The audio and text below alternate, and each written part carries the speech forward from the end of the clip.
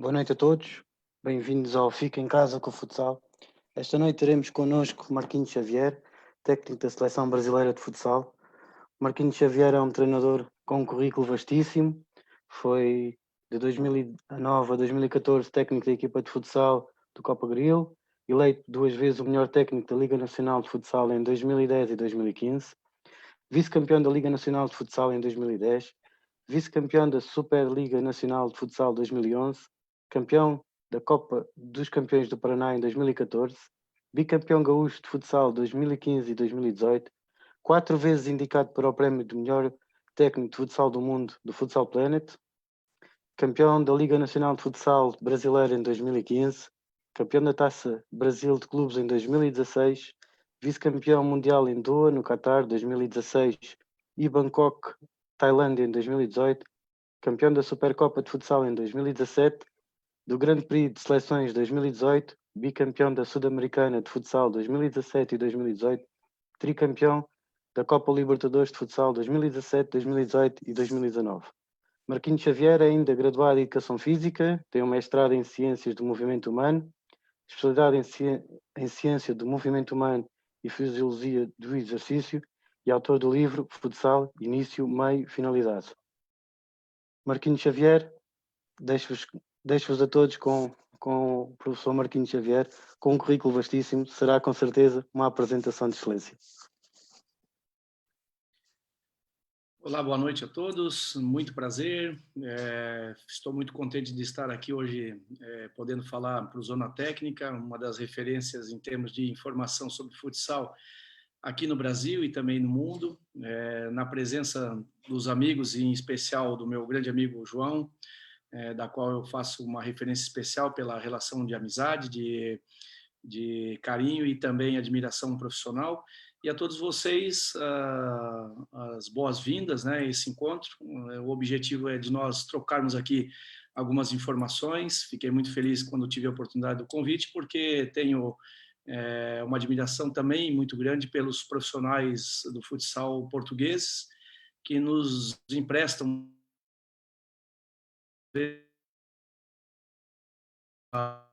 dinâmica, né, e o seu conhecimento para que nós possamos fazer do futsal um esporte sempre universal.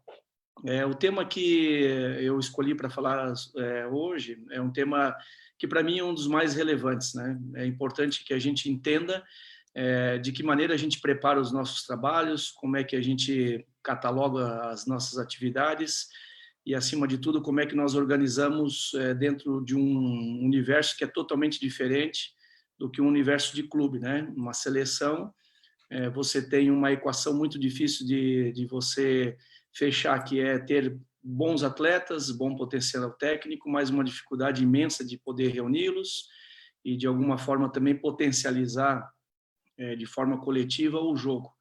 Então, nós desenvolvemos já há bastante tempo um trabalho voltado a estruturar as metodologias, estruturar as nossas atividades dentro de blocos, né, separados, para que nós pudéssemos, nos momentos de encontro, potencializar tudo isso. Então, tem uma breve apresentação, eu vou pedir licença a vocês aqui para fazer uma introdução do nosso conteúdo.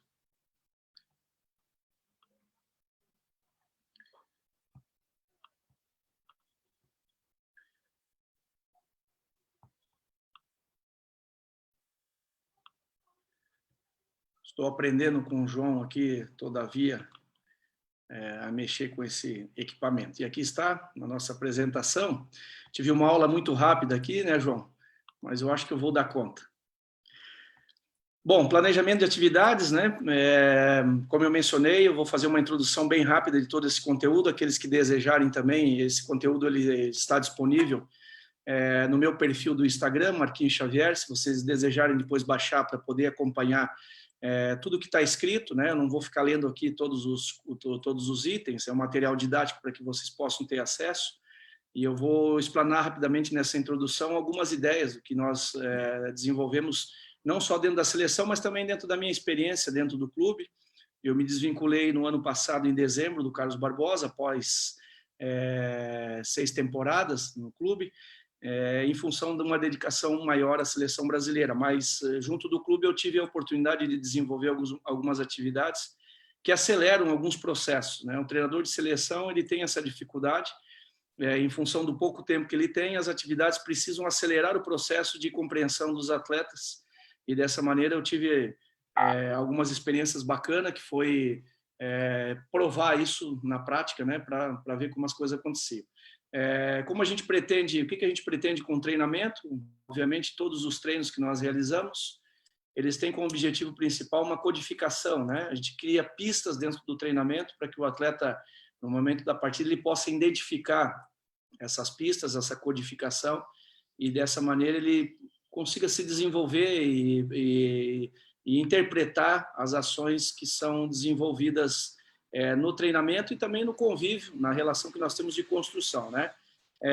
O problema é a falta de organização dos blocos de atividades. Muitas vezes nós, quando vamos ministrar uma sessão de treinamento com os nossos atletas, às vezes a gente desorganiza um pouco esses blocos. Muitos treinadores têm a dificuldade, às vezes, de criar aquelas atividades que contemplam a sua forma de jogar, e com isso eles acabam prejudicando a retenção da informação, né, promovendo muita distração nesse pouco tempo. Então, a gente, quando organiza blocos de treinamento, a gente consegue repetir esses blocos com um pouquinho mais de intensidade, um pouquinho mais de oportunidade, e esses blocos acabam tendo a possibilidade de que o atleta, ele, na repetição dos blocos, ele consiga interpretar melhor aquilo que a gente pretende. Então, o treinamento tem isso, né? A necessidade de codificação, da criação de pistas, né? E melhorar, obviamente, a performance de todos os atletas. Algumas coisas importantes, né? São 3 coisas muito fundamentais que a gente tem uma preocupação. Quando nós colocamos muitas atividades dentro do nosso treinamento, a gente absorve muitas informações, mas não processa essas informações e, por consequência, também não retém as informações que são passadas. Então, é importante que, além de nós passarmos as informações, que elas sejam pertinentes para que haja um processamento. Então, muitas atividades atrapalham o desenvolvimento do atleta. Imagine que dentro de uma seleção, você tem ali 14, 15 atletas que são oriundos de clubes, né, que recebem dentro de cada clube uma orientação dos seus treinadores, se desenvolve às vezes até dentro de uma metodologia diferente ou até mesmo dentro de um comportamento diferente, e dentro da seleção você precisa ter uma unidade de pensamento e um desempenho muito semelhante para que nós possamos alcançar os objetivos. Então, muitas atividades atrapalham esse desenvolvimento. Por isso que os blocos, eles retêm ali 6, 7 atividades dentro de cada bloco. Os objetivos das atividades, eles estão bem claros para os atletas, né? É importante que a gente também passe para o atleta qual é o nosso objetivo com aquelas atividades, e separando-os em blocos, os atletas conseguem absorver melhor essa informação e reter melhor essas informações. As atividades, elas são organizadas e sem objetivo, elas são às vezes desorganizadas e sem objetivo claro, o que significa que muitos treinadores têm uma ideia de jogo, né, e essa ideia de jogo aponta às vezes para uma direção, para um tipo de defesa ou para algum tipo de ataque, porém as atividades são contrárias ao objetivo da sessão. Para explicar melhor, um exemplo prático: uma equipe que defende de forma mais individual, uma forma de pressão mais absoluta, se ela desenvolver atividades dentro das sessões que não preconizem isso, você está treinando contra a tua forma de jogar. Então, em muitos momentos, a desorganização das atividades, ela te leva a prejudicar a tua forma de trabalhar e o teu manejo, né, com as relações entre o treinador e os atletas. Plano de treinos. A gente organiza, então, os conteúdos de treinos utilizando o que a gente chama de blocos de atividades. E dentro do bloco de atividade, a gente usa três princípios muito básicos, né, para todos nós, que é a duração, a frequência e a intensidade. Porém, é muito importante que todos nós tenhamos claro de que nós não conseguimos ter esses três princípios presentes dentro da ação. Ou nós escolhemos duração e frequência, ou duração e intensidade, ou frequência e intensidade, ou intensidade e frequência, e assim. Nós precisamos escolher sempre 2 desses 3 princípios do treinamento para que a gente consiga realmente tirar o melhor do atleta. Então, muitas vezes, nós temos uma duração muito longa na atividade, com uma intensidade muito alta, e a gente gera um estresse muito, muito grande por parte do atleta, né? E o atleta, na zona de estresse, ele não tem uma profundidade. Então, sempre que a gente vai ministrar uma sessão, a gente também tem uma atenção muito especial a esse bloco de atividade, administrando 2 desses 3 princípios do treinamento. Como nós planejamos os blocos de atividades, né? A gente monta uma matriz de planejamento, distribuindo as atividades dentro dos catálogos. Eu já vou entrar um pouquinho mais nessa parte prática, mas a matriz de planejamento, ela envolve várias atividades. Essas atividades, elas são distribuídas, né? E é óbvio que a gente não tem uma quantidade certa para cada bloco de atividade. Às vezes tem atividades que a gente tem 6, 7 exercícios, na outra a gente pode ter 5, 4, enfim.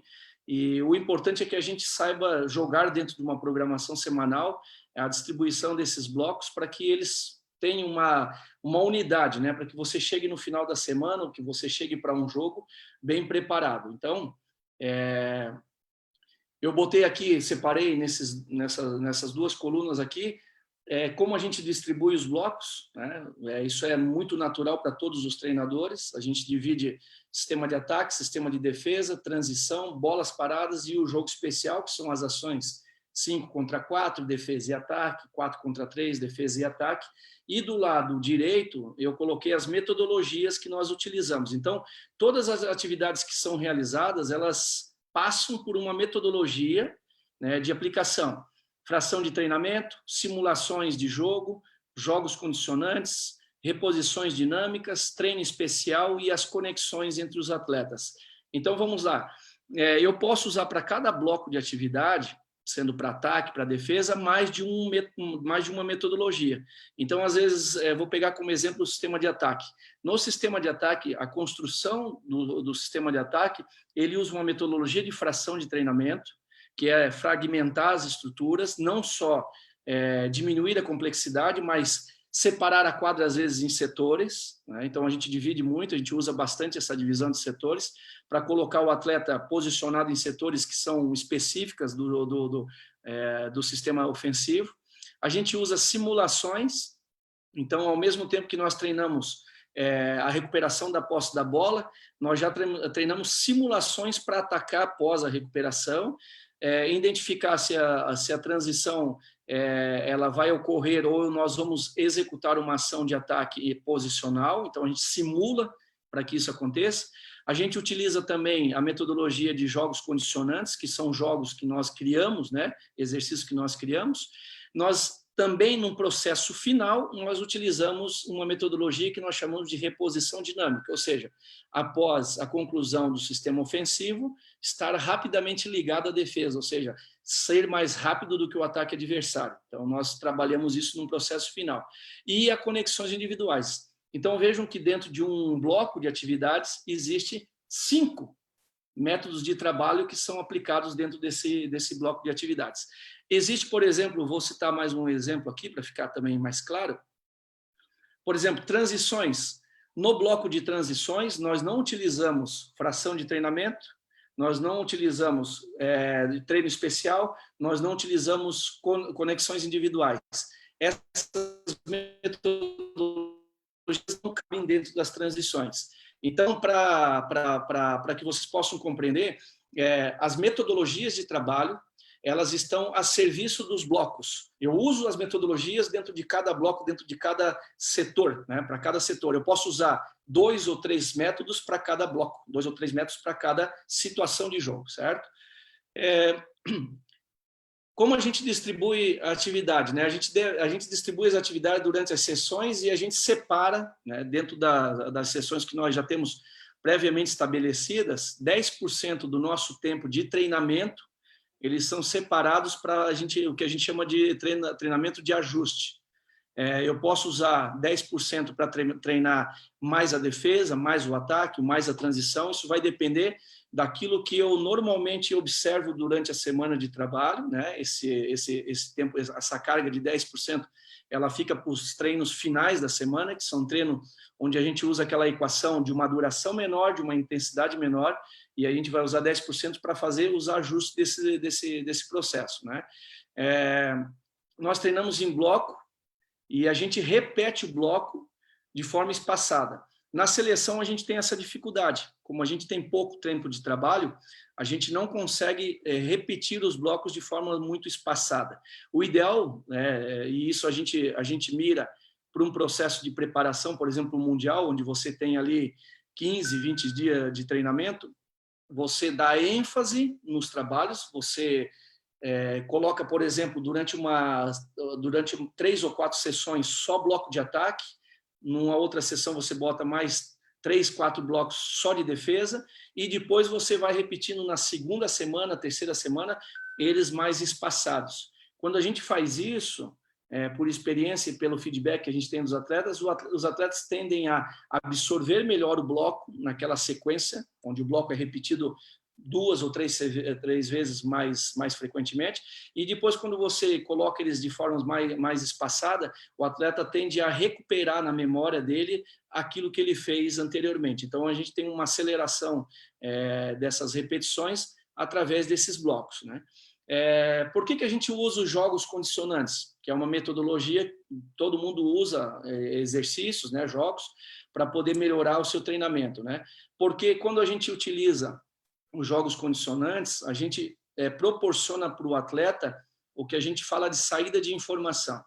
Então, quando eu coloco um jogo condicionante, um exercício, né, uma atividade, o atleta ele me devolve informações de como ele está se sentindo dentro da atividade. Então,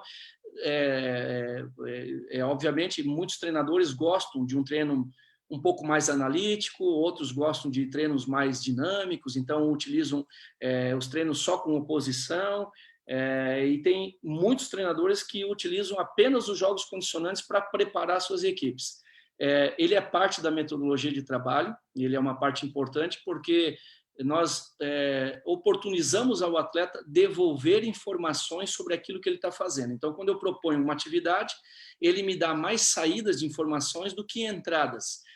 Nesse momento, é aquele momento que nós nos comportamos como se fôssemos espectadores do que está acontecendo no treinamento. Então, nos jogos, normalmente eu não tenho uma interferência muito grande no processo.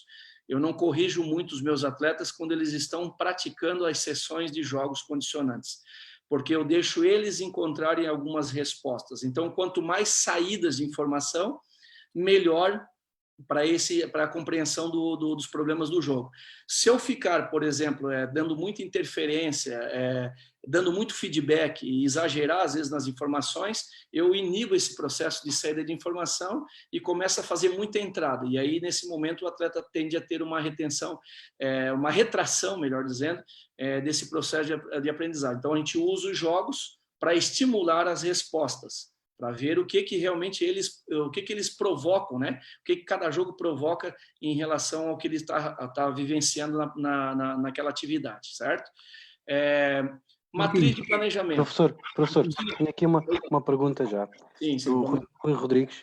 O Rui Rodrigues pergunta ao professor qual é a importância das frações de treinamento como método para concretizar a atividade. Perfeito. Eu utilizo muito a fração de treinamento para adaptar o atleta a determinadas funções. Vou dar um exemplo prático aqui. A fração de treinamento para construir o sistema de ataque. Nós vamos ver depois numa matriz aqui a utilização de uma atividade que nós fazemos, onde o atleta, antes de ele utilizar, antes de ele repetir as 4 bases de treinamento, ele apenas usa 2 bases, 3 bases numa sequência e depois a 4ª base. A fração de treinamento ela não é entendida só como uma fragmentação da estrutura. Ela também é entendida a fração é também entendida na compreensão do atleta. Então, eu tenho o hábito de dividir muito a quadra, né, em setores laterais, que a gente chama, fragmentando essa compreensão, às vezes jogando em duplas 2 contra 2 em cada lado da quadra, para que ele tenha a compreensão muito mais facilitada do que um jogo de 4 contra 4. E a FT, que nós chamamos que é a fração de treinamento, é uma construção de um trabalho que vai ser mais complexo, mas ele inicia sempre com 2 bases. Então, por exemplo, eu construí uma saída de pressão, nós vamos ver aqui a atividade com as 4 bases, e aí quando chegar nessa atividade eu vou parar nesse momento para explicar um pouquinho melhor essa pergunta.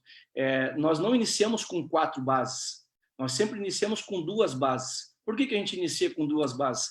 Porque é muito mais fácil você corrigir o movimento do atleta naquele processo, é melhor para você identificar os posicionamentos, de que forma o atleta se posiciona, de que forma o atleta vai percorrer os trajetos que a gente está mais ou menos entendendo, e depois nós colocamos uma terceira base, aí eles viram 3 atletas fazendo atividade, depois, num outro momento, entra a 4ª base. Como é que nós administramos o tempo, né? Na medida que nós vamos entendendo que o atleta está compreendendo aquilo, a gente vai acrescentando uma base. E isso tem dado uma resposta muito bacana, principalmente dentro do trabalho nos clubes, porque o atleta ele tende a entender mais fácil aquilo que você quer passar para ele, e na medida que vai aumentando o grau de dificuldade, ele vai se adaptando àquela atividade e ele não tem uma rejeição inicial. Quando nós oferecemos uma atividade ou uma movimentação e nós partimos da aplicação dela com oposição, com resistência da defesa, e o atleta começa a encontrar dificuldades para realizar essa atividade, normalmente ele rejeita. E a partir do momento que ele rejeita, ele começa a não repetir aquilo com eficiência. Então, a gente tenta, de alguma forma, oferecê-la de forma mais simples até nós encontrarmos o processo mais complexo, ok? Marquinhos, só uma questão. Primeiro, agradecer a tua presença e ter aceito aqui o convite. Excelente, obrigado. Agora a questão da descoberta guiada que tu falaste, do método de ensino, de passar os teus conteúdos para os teus jogadores, que diferença é que tu notas no treino da seleção do treino da equipa? Tu andaste a par com a equipa e a seleção ao mesmo tempo, mas qual é a principal diferença que notaste da passagem da equipa, do treino da equipa diariamente para o treino da seleção? Boa pergunta, João. A seleção, ela, pelo menos a gente está falando de seleção brasileira, né? E a gente tem um potencial técnico muito, muito rico, né? Os atletas da seleção brasileira, eles têm um nível cognitivo muito avançado. O que acontece é que eles, normalmente, em poucas sessões de treinamento, quando a gente usa esse tipo de metodologia, nós otimizamos, né? A gente otimiza muito mais o tempo, e eles têm uma facilidade de absorção dessas informações e retenção da informação. No clube, normalmente nós não trabalhamos com atletas, vamos dizer assim, vamos categorizar aqui atletas nível A, nível B, nível C. No clube a gente tem uma dificuldade porque muitos atletas possuem uma capacidade para se desenvolverem a nível A, mas ainda são nível C, nível B. Então, o trabalho de mais tempo, de longa duração, ele precisa acontecer, ele é mais exigente. Na seleção, você tem a possibilidade de oferecer poucas atividades e o atleta rapidamente absorver aquelas informações. Então, o atleta de seleção, ele é mais adaptativo. Então, nós conseguimos, com poucos treinamentos, fazer com que eles façam realmente aquilo que nós desejamos, ou seja, cumprir um plano que nós temos para eles, né? Nós na seleção temos essa dificuldade pela geografia de nos encontrarmos com mais frequência, mas há 3 anos dentro da seleção, nós conseguimos, através dessa metodologia aqui, ter respostas muito rápidas.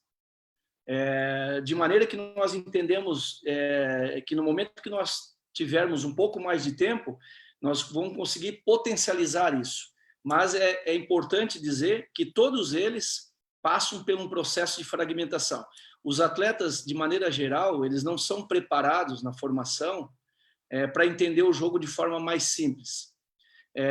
Nós temos um problema no Brasil, que muitos treinadores, quando trabalham na formação do atletas, eles iniciam por sistemas de jogo.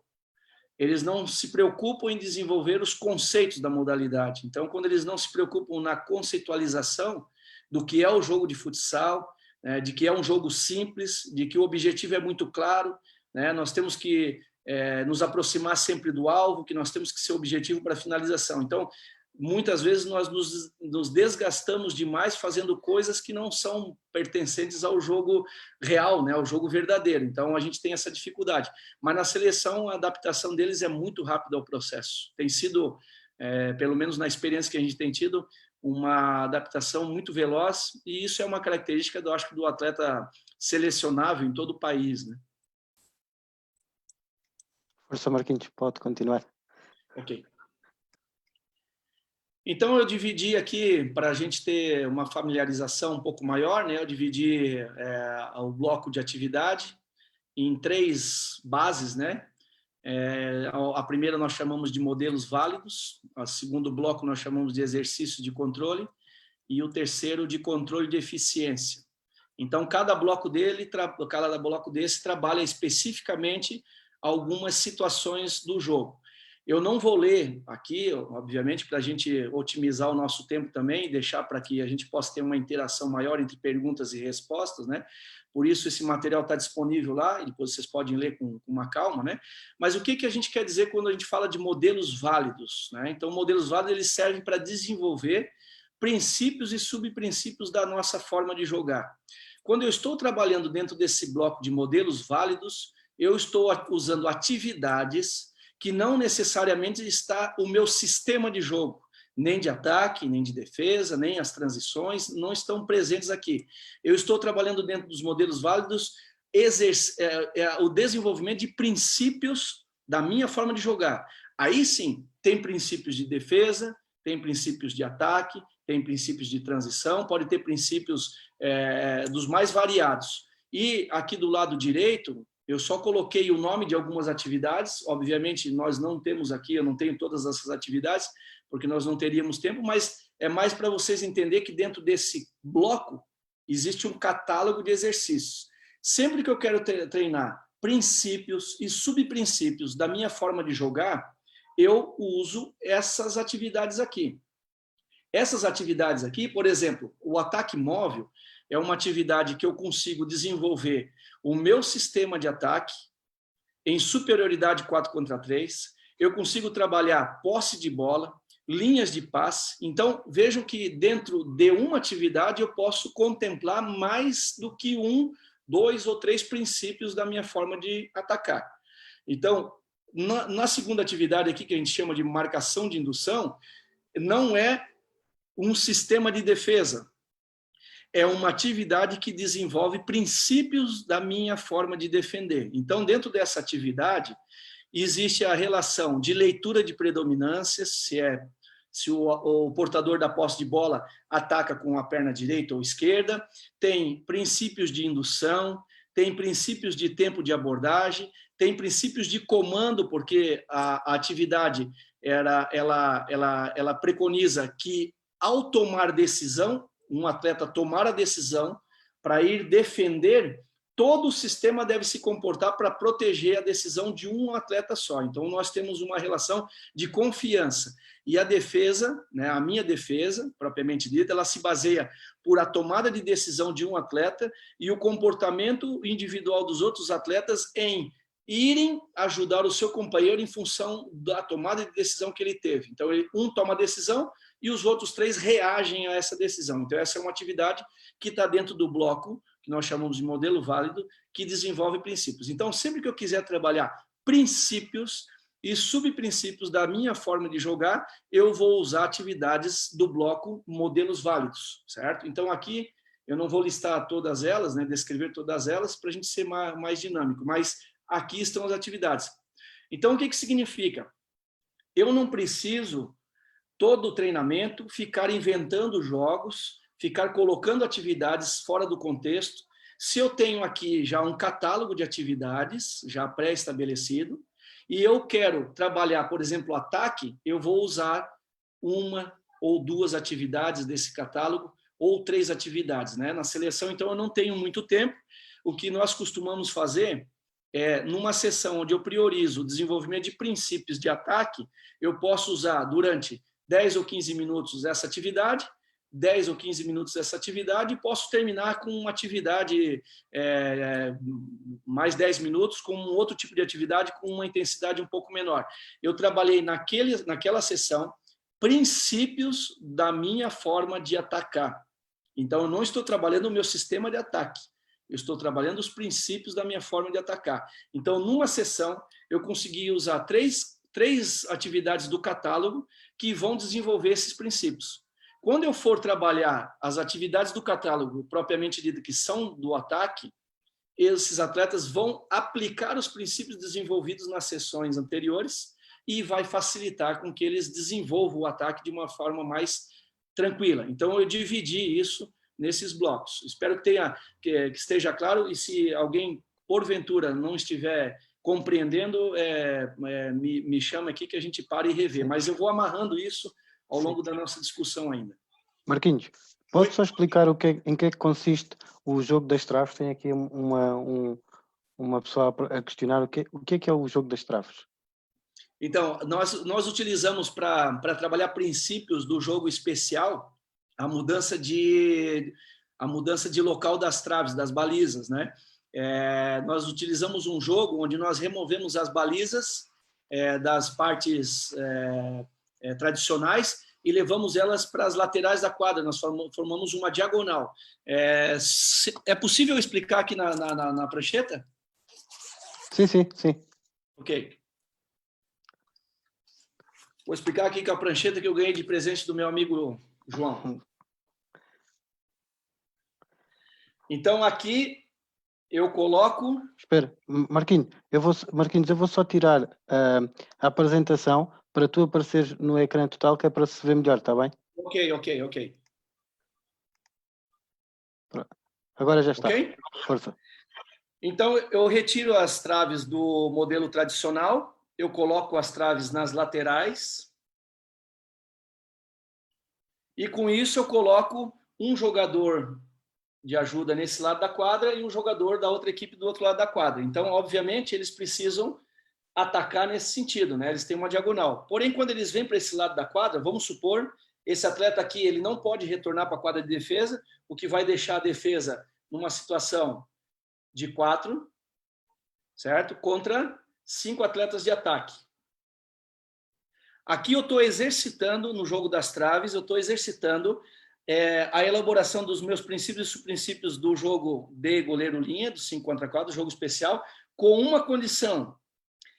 Isso aqui é um limite da quadra, eu não posso recuar, então eu tenho uma limitação desse recuo, obrigando a defesa a imprimir essa velocidade no ataque, reduzindo os espaços do ataque, e, por sua vez, o ataque precisa atacar numa quadra que é igual, 20 metros por 20.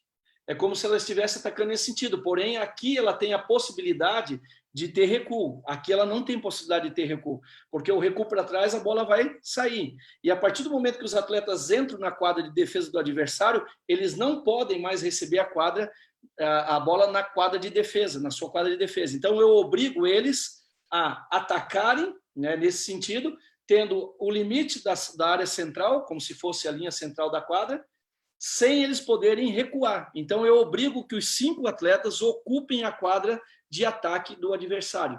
Por sua vez, o que acontece muito na defesa, o comportamento da defesa, porque a defesa ela perde a referência.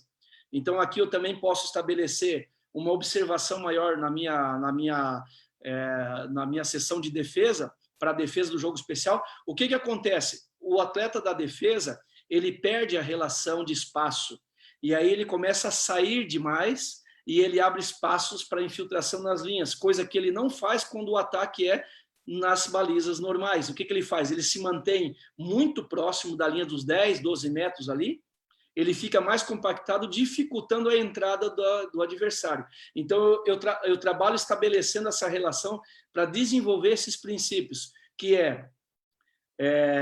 fixação da defesa, né? A gente vai fixar a defesa para poder atacar, que aí são princípios do jogo ofensivo, mas eu estou dando como exemplo. Eu consigo elaborar ele melhor numa situação como essa. Eu quebro a rotina deles atacarem só frente e costas, porque quando o atleta está atacando de frente, ele tem uma preocupação com as costas, que é a defesa. Quando ele está atacando nessa forma aqui, como eu expliquei para vocês, nas costas dele é linha lateral. Se a bola sair, é lateral. Então ele ataca com mais liberdade, ele ataca com mais, ele é mais arrojado, ele é mais seguro, porque se ele perder a posse de bola, a trave está numa diagonal e não nas suas costas. Então eu trabalho essa questão para sair um pouco do roteiro, né? Ok, obrigado. Tenho que pôr novamente aí a sua compartilhamento. Ok? Tá aqui? Não, né? Não, tenho que voltar a pôr. Vamos lá.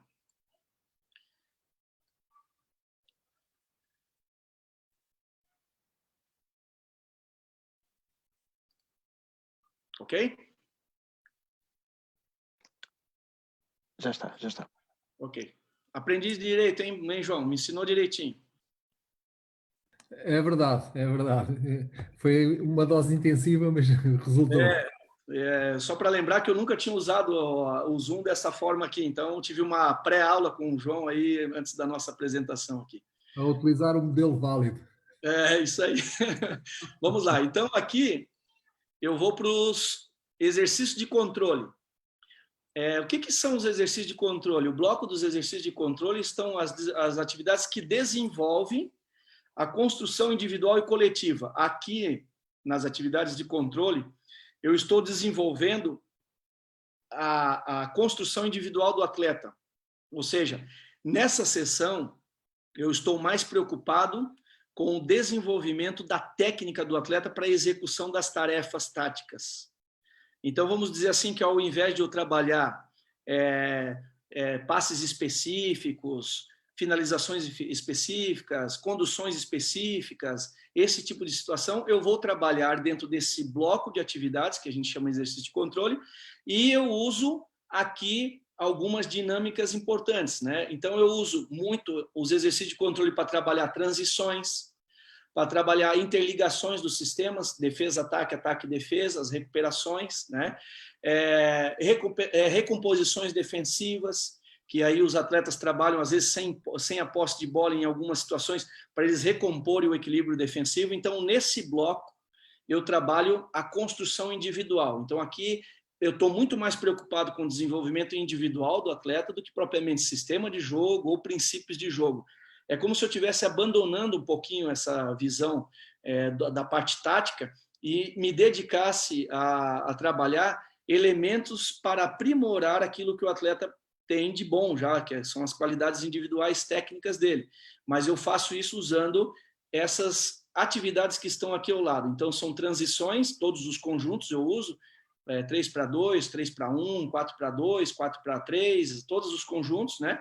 Eu uso as reposições dinâmicas, depois ali eu vou mostrar uma atividade para vocês desse caderno, desse catálogo de atividade aqui, e uso também recomposições defensivas e ofensivas, né? Finalizações de recomposição, saída de pressão direta, saída de pressão indireta, para trabalhar a especificidade da técnica do atleta. Então, nesse catálogo aqui estão as atividades para desenvolver o aprimoramento das técnicas individuais que desenvolve, obviamente, a construção coletiva da equipe também, né?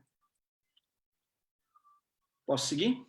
Marquinhos, tenho aqui uma pergunta que é do Frederico Cardoso, diz, falando de modelos e referindo hoje de manhã que a base é a percepção do jogo, quais são os gatilhos mais importantes para percepcionar e potenciar o ataque e a defesa? Muito boa pergunta. Eu trabalho muito com um gatilho, né, que para mim é o gatilho fundamental, principalmente no alto rendimento, né? E eu costumo usar uma frase que eu digo que maturidade tática é quando o atleta se movimenta a partir do movimento do seu companheiro. Para mim, esse é o gatilho mais importante. Então, a partir do momento que o meu atleta faz uma ação de ataque, os outros atletas que são atacantes sem a posse de bola, eles precisam se movimentar, eles precisam reagir ao movimento do atleta, assim como no sistema defensivo.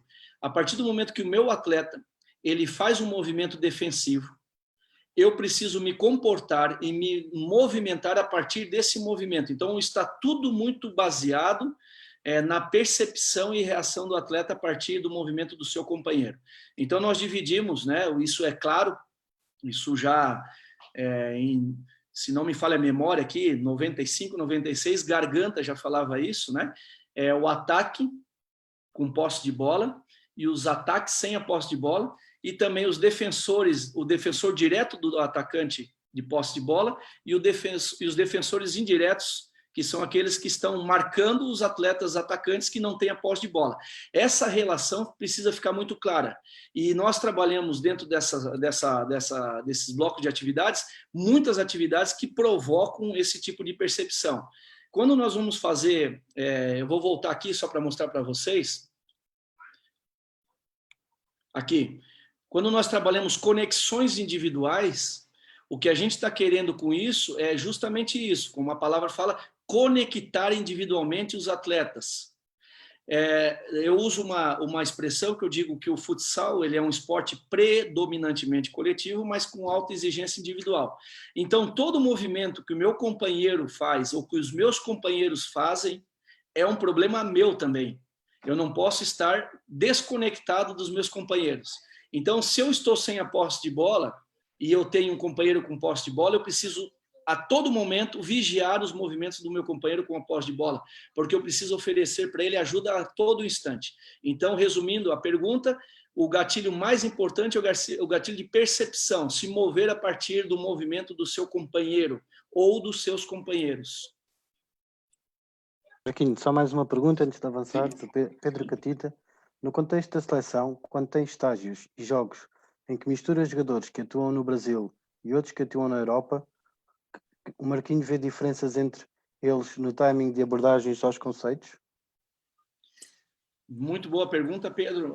Muita diferença, muita diferença. Por isso, Pedro, que a minha missão hoje na seleção brasileira, ela é muito mais de compreender a filosofia de trabalho dos treinadores dos meus atletas do que propriamente a minha filosofia de trabalho.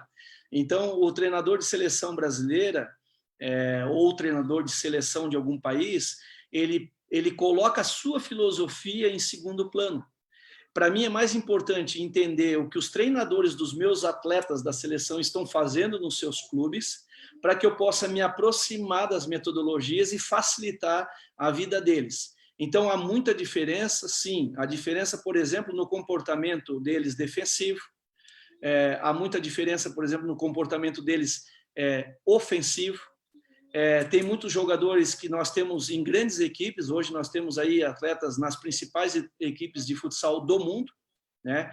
Mas os atletas estão habituados a um ritmo de trabalho e a um conceito de trabalho diferente do que eu, na seleção brasileira, gostaria que fosse. Mas eu consigo compreender isso e entender que, para nós aplicarmos aquilo que eu tenho como filosofia de trabalho, demanda um certo tempo. Então, em cada convocação, cada encontro, eu tento desenvolver esses blocos de atividade para que o atleta crie uma memória sobre esses blocos e que, no momento ideal da preparação, que é o pré-preparação para Mundial, ao repetir esses blocos, eu consiga recuperar na cabeça dele mais facilmente. Então, eu não estou preocupado, nesse momento, com o que o meu atleta está fazendo na seleção brasileira de encontro à minha filosofia de trabalho. Eu estou aplicando as atividades dos blocos para que ele possa, num futuro, ao repetir esse bloco de forma mais espaçada, recuperar essa memória. Porque as diferenças, Pedro, são muito grandes. São muito grandes. Vocês que acompanham o trabalho da seleção e também acompanharam, tiveram a oportunidade de acompanhar o meu trabalho no clube, vocês sabem que eu gosto de um modelo defensivo de pressão. E os atletas têm uma dificuldade de executar princípios e subprincípios dessa defesa.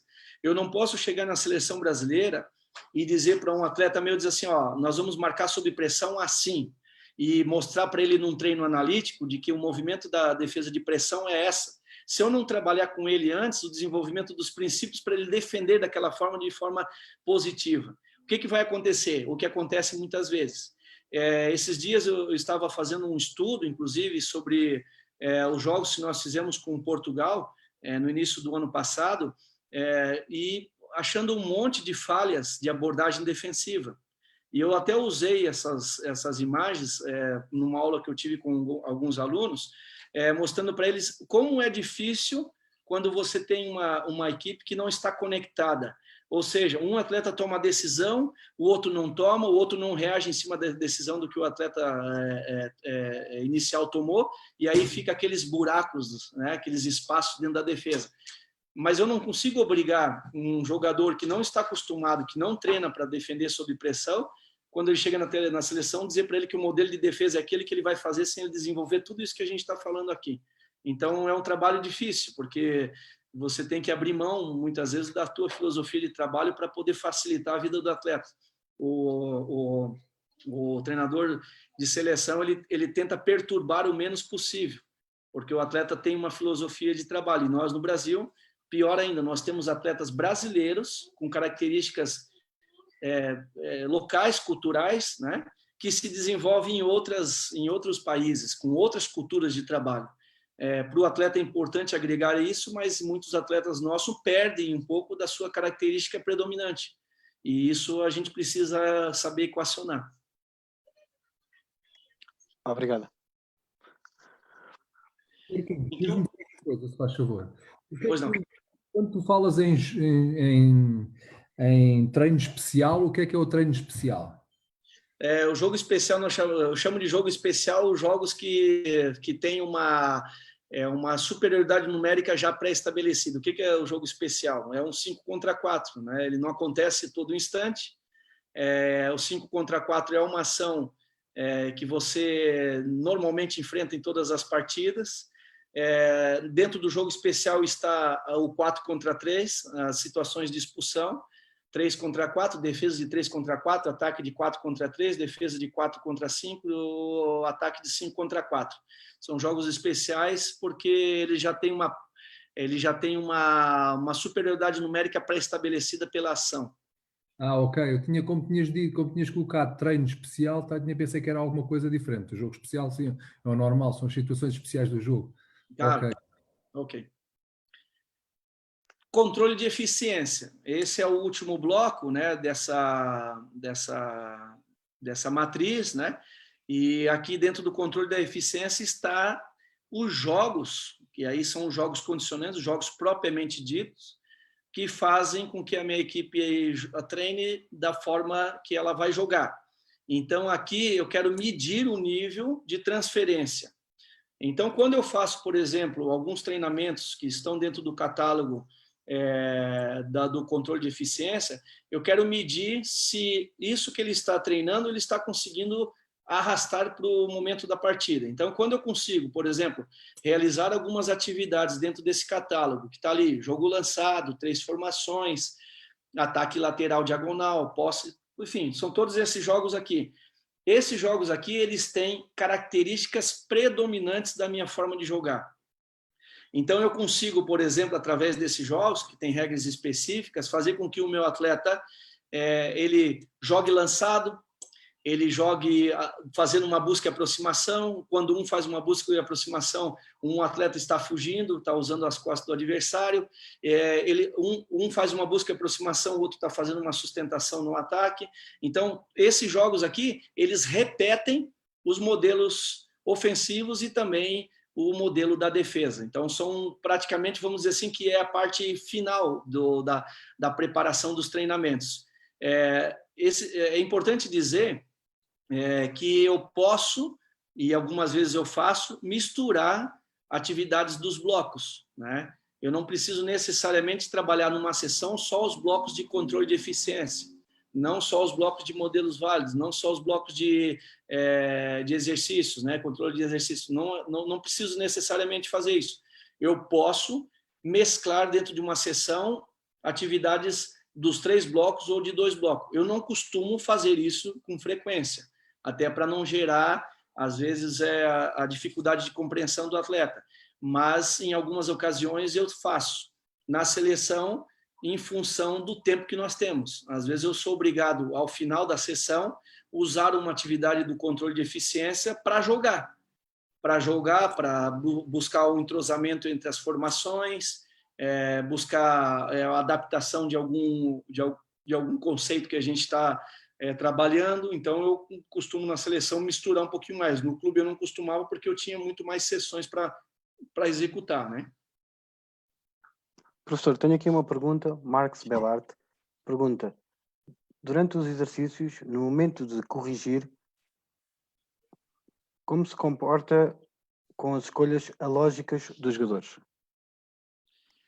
Bom, a minha função sempre é de oferecer as atividades para que eles desenvolvam as informações. Obviamente, né, nós temos um papel importante em algumas correções. Eu não costumo fazê-las a todo instante. Eu consigo entender que a autonomia do atleta para tomar uma decisão frente a um problema que ele encontrou é muito do que ele entende sobre aquilo, né? É a tática, isso é a tática, é como ele resolve o problema naquele momento. Mas eu costumo normalmente fazer uma pergunta ao atleta, se ele fez aquilo porque foi uma decisão que ele tomou ou porque ele ignorou algo que estava acontecendo ao seu redor. Se ele me disser que aquilo foi uma decisão, que ele achou que aquilo seria melhor, eu não tenho como corrigir isso, né? É uma autonomia. Eu preciso interferir quando eu dou uma atividade para ele, tentando fazer com que ele enxergue outras possibilidades. É muito comum que o atleta reaja dentro do jogo sobre aquilo que ele entende do jogo. Então, por isso que eu falo que as atividades, todas essas atividades que estão aqui, elas não estão tentando resolver o problema do Marquinhos como treinador.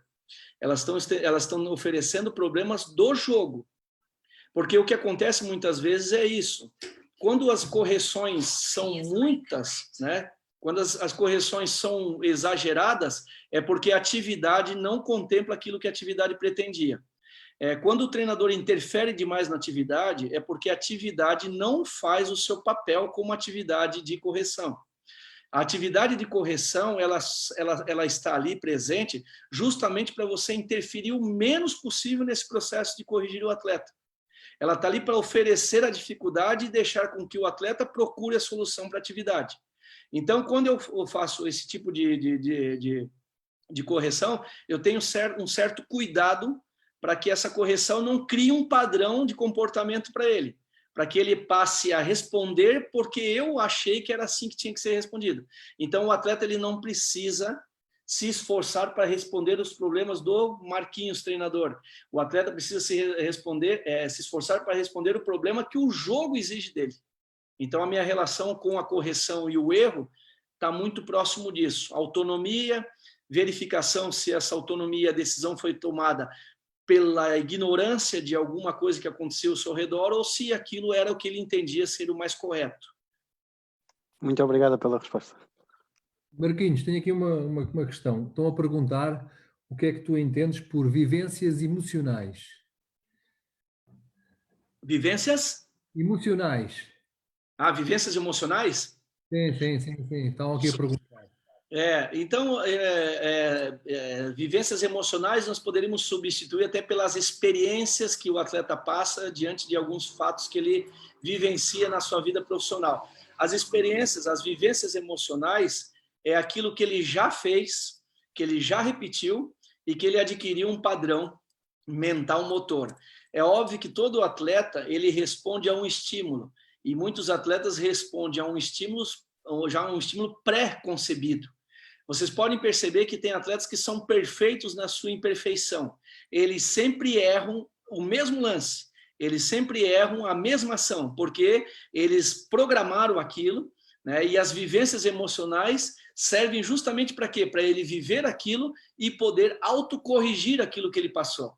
Tem atletas que não conseguem fazer isso, têm dificuldade para fazer isso. Os atletas que têm dificuldade para fazer isso vão ser perfeitos na imperfeição, eles vão repetir sempre. Eles são eficientes porque eles repetem sempre, mas de forma errada. E aí cabe uma correção. Então, só consegue vivenciar isso, né? Consegue repetir isso aqueles atletas que conseguem ter mais tempo dentro de quadro. É muito difícil você exigir que um atleta em formação ou com pouco tempo de especialização consiga ter essas respostas. Agora, é fundamental que o treinador contribua para que essa construção seja assertiva. O que é uma construção assertiva? Não significa que todos os momentos o atleta vai responder de forma acertada, mas pelo menos 60%, 70% precisa ser assertivo. De cada 10 situações que o atleta se encontre frente a um problema, que ele já vivenciou outras vezes, ele precisa responder pelo menos 6, 7 vezes de forma assertiva. Porque se ele responde muito mais de forma errada, obviamente foi construído um modelo de forma errada. E aí precisamos fazer o que a gente chama de realinhamento dessa... aqui no Brasil a gente chama de engrama motor, né? É um padrão que o atleta cria mentalmente para resolver os problemas. É mais fácil. Uma outra questão, só para finalizar, João, os atletas eles não pensam na resposta do jogo, eles simplesmente respondem. Não há tempo para a maioria das respostas, não há tempo. É quase que impossível, né? Todo aquele processo cerebral entre percepção, armazenamento da informação, sentimento, elaboração da resposta, tomada de decisão, que isso aconteça, que o atleta consiga pensar em tudo isso. Frente a um problema, ele simplesmente responde. Por isso, as atividades precisam ajudar o atleta a responder frente àquele problema de forma mais assertiva. E isso é vivência emocional. Ele vive aquilo por mais tempo e responde de forma mais positiva. Nós teríamos aqui alguns atletas que são especialistas nisso, né? No caso, vocês aí têm o Ricardinho como o atleta melhor do mundo, português, que faz muito bem isso. Para cada 10 ações, talvez ele acerte 6, 7, sob um nível de emocional altíssimo. Ele precisa responder. É óbvio que 2 vezes ou 3 vezes ele possa errar naquela ação, mas são vivências emocionais construídas ao longo da trajetória dele. Marquinhos, só aqui mais uma coisa. Nós falamos de marcadores cerebrais, é isso que tu estavas a referir, aqui em Portugal. Era o António Damasio, que era o autor português que falava sobre isso. Agora tenho aqui uma pergunta do nosso amigo Bruno Travassos. Tem uma pergunta para ti.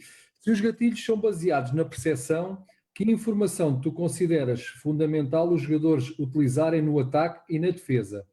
Essa informação varia se o ataque estiver a jogar contra uma defesa zona ou individual? Varia. E é justamente uma das coisas que a gente tenta fazer, né?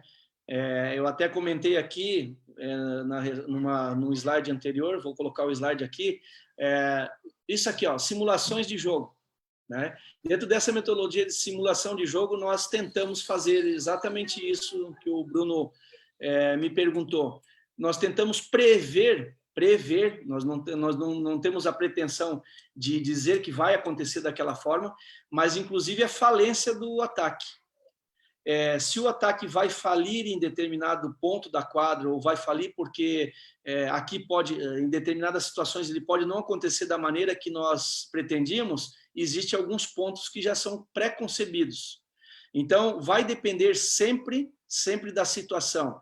Por isso é importante também que o atleta saiba ler o que está acontecendo naquele momento.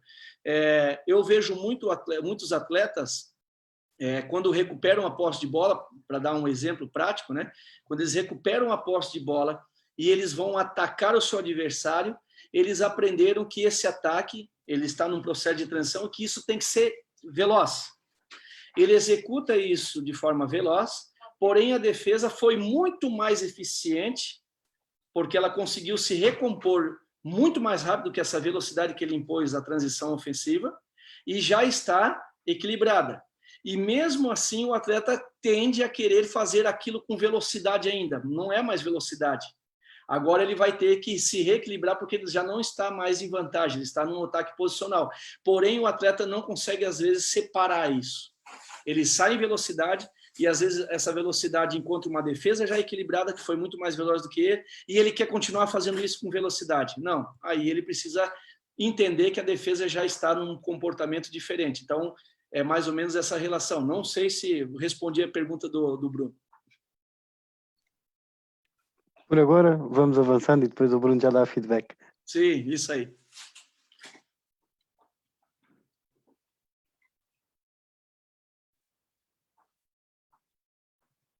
Bom, aqui eu trouxe um exemplo prático, né, para vocês de como a gente distribui esses catálogos, né, os blocos dentro de uma semana, né, que é uma semana.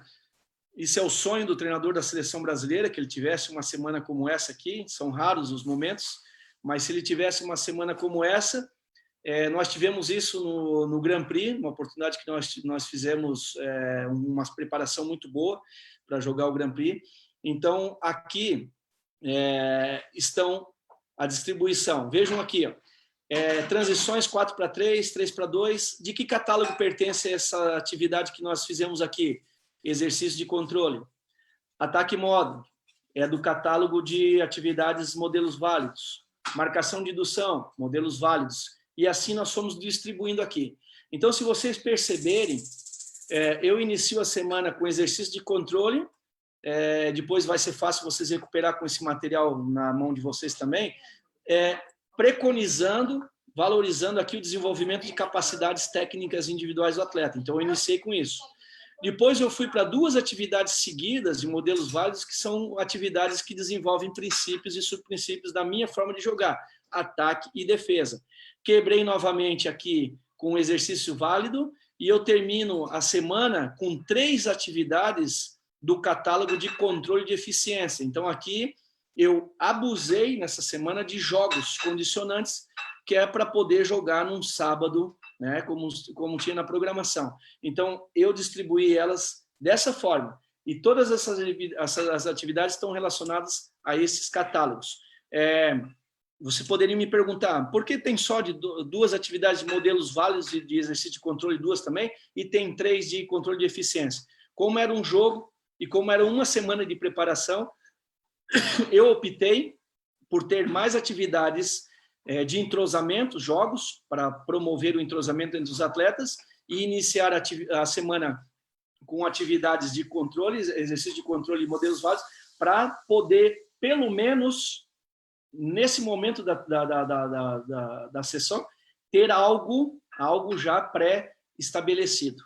Eu já dei um pouco de condições para os meus atletas aqui a executarem esses jogos de uma maneira mais eficaz, né? Então, essa é a justificativa. Eu posso ter, obviamente, na semana mais exercício de controle do que modelos válidos, mas vai ser muito natural que eu termine a semana com controle de eficiência, certo?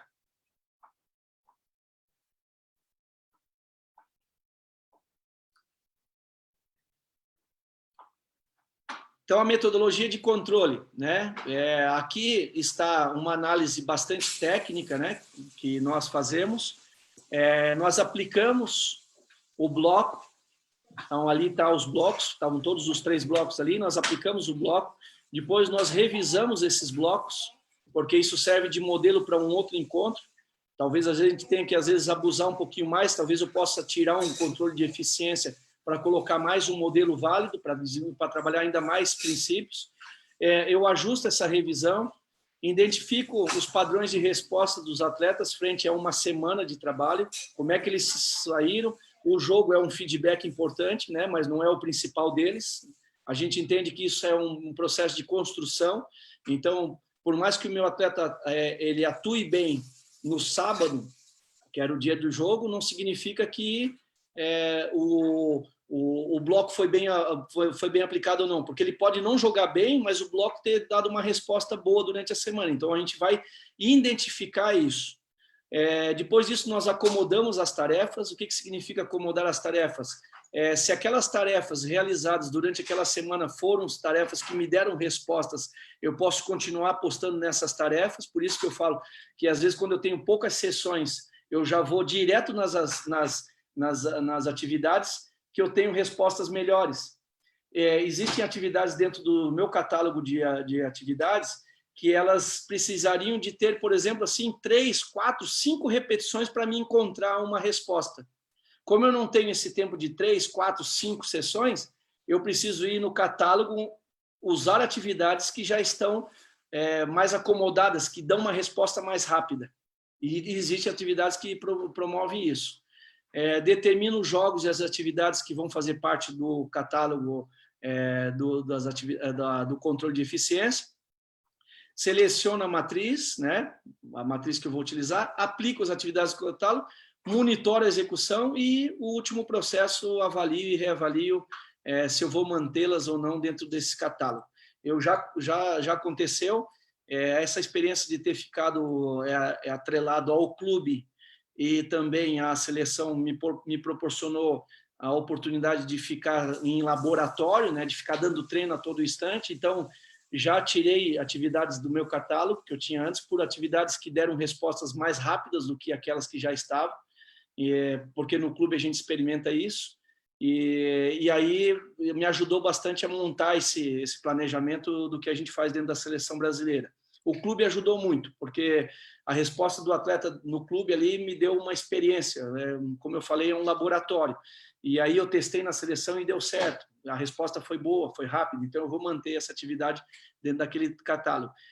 Na seleção eu não tenho, dentro dos cadernos ali, dos blocos, 6, 7 atividades. Eu tenho menos, tenho 3, 4 atividades dentro de cada bloco, porque são está mais condensado.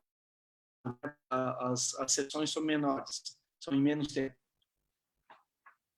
Marquinhos, eu tenho aqui uma pergunta.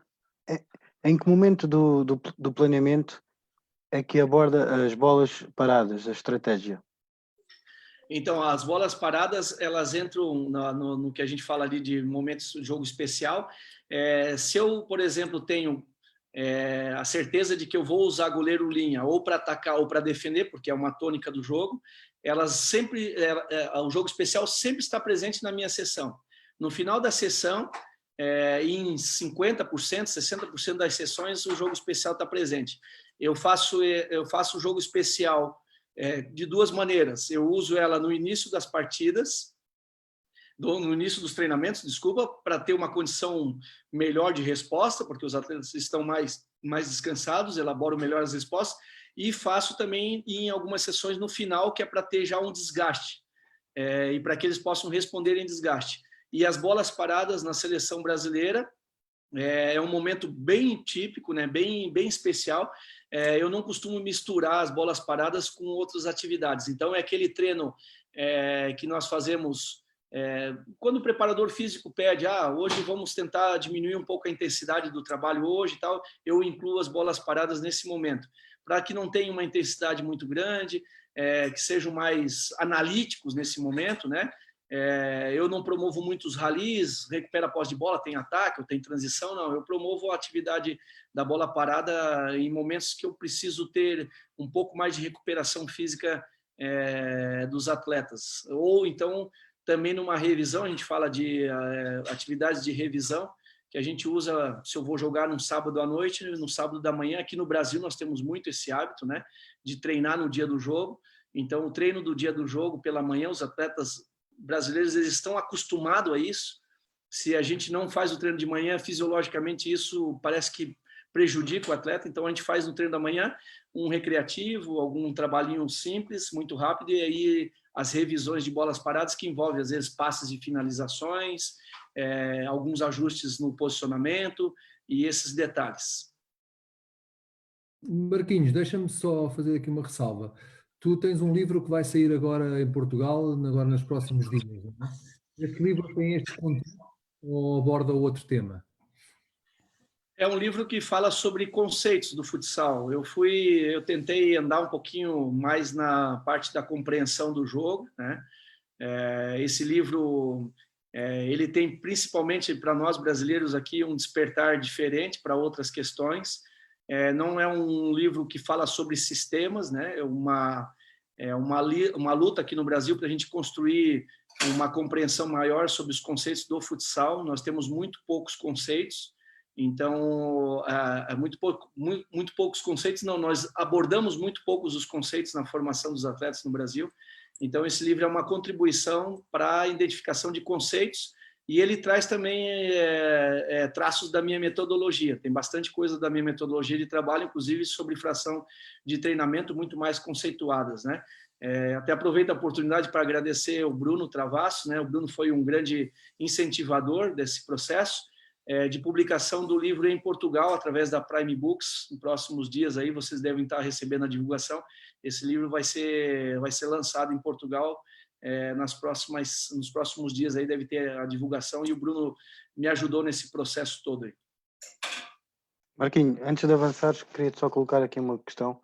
Mário Correia, consoante os teus blocos, qual julgas ser o mais difícil de transmitir ao jogador brasileiro, visto que se tratar de um jogador de top, reconhecido por toda a gente, ainda mais numa seleção como a do Brasil?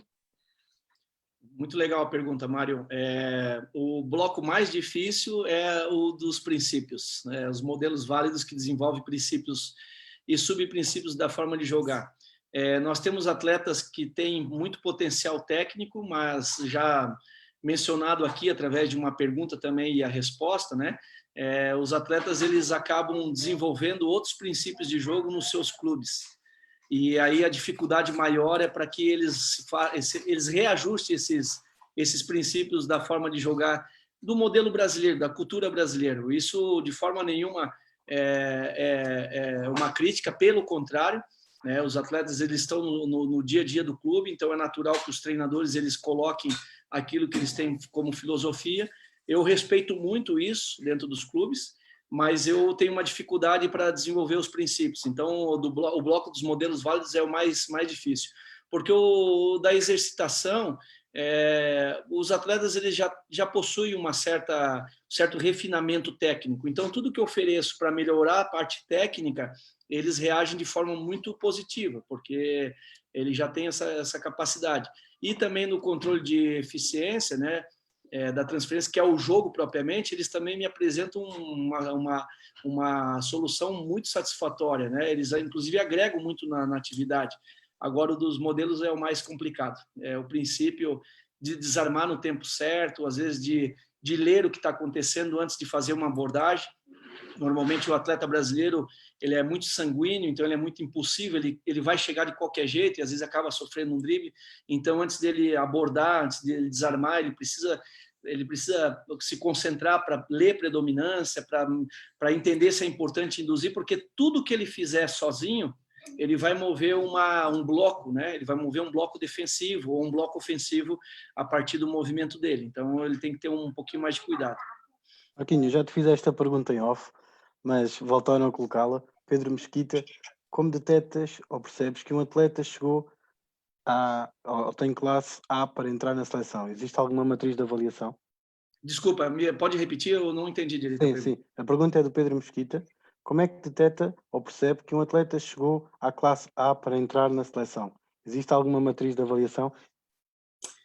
Existe, além do árduo trabalho que nós temos de monitorar, né? Então nós acompanhamos muito, né? As principais ligas do mundo, né? As ligas portuguesa, espanhola, a liga russa.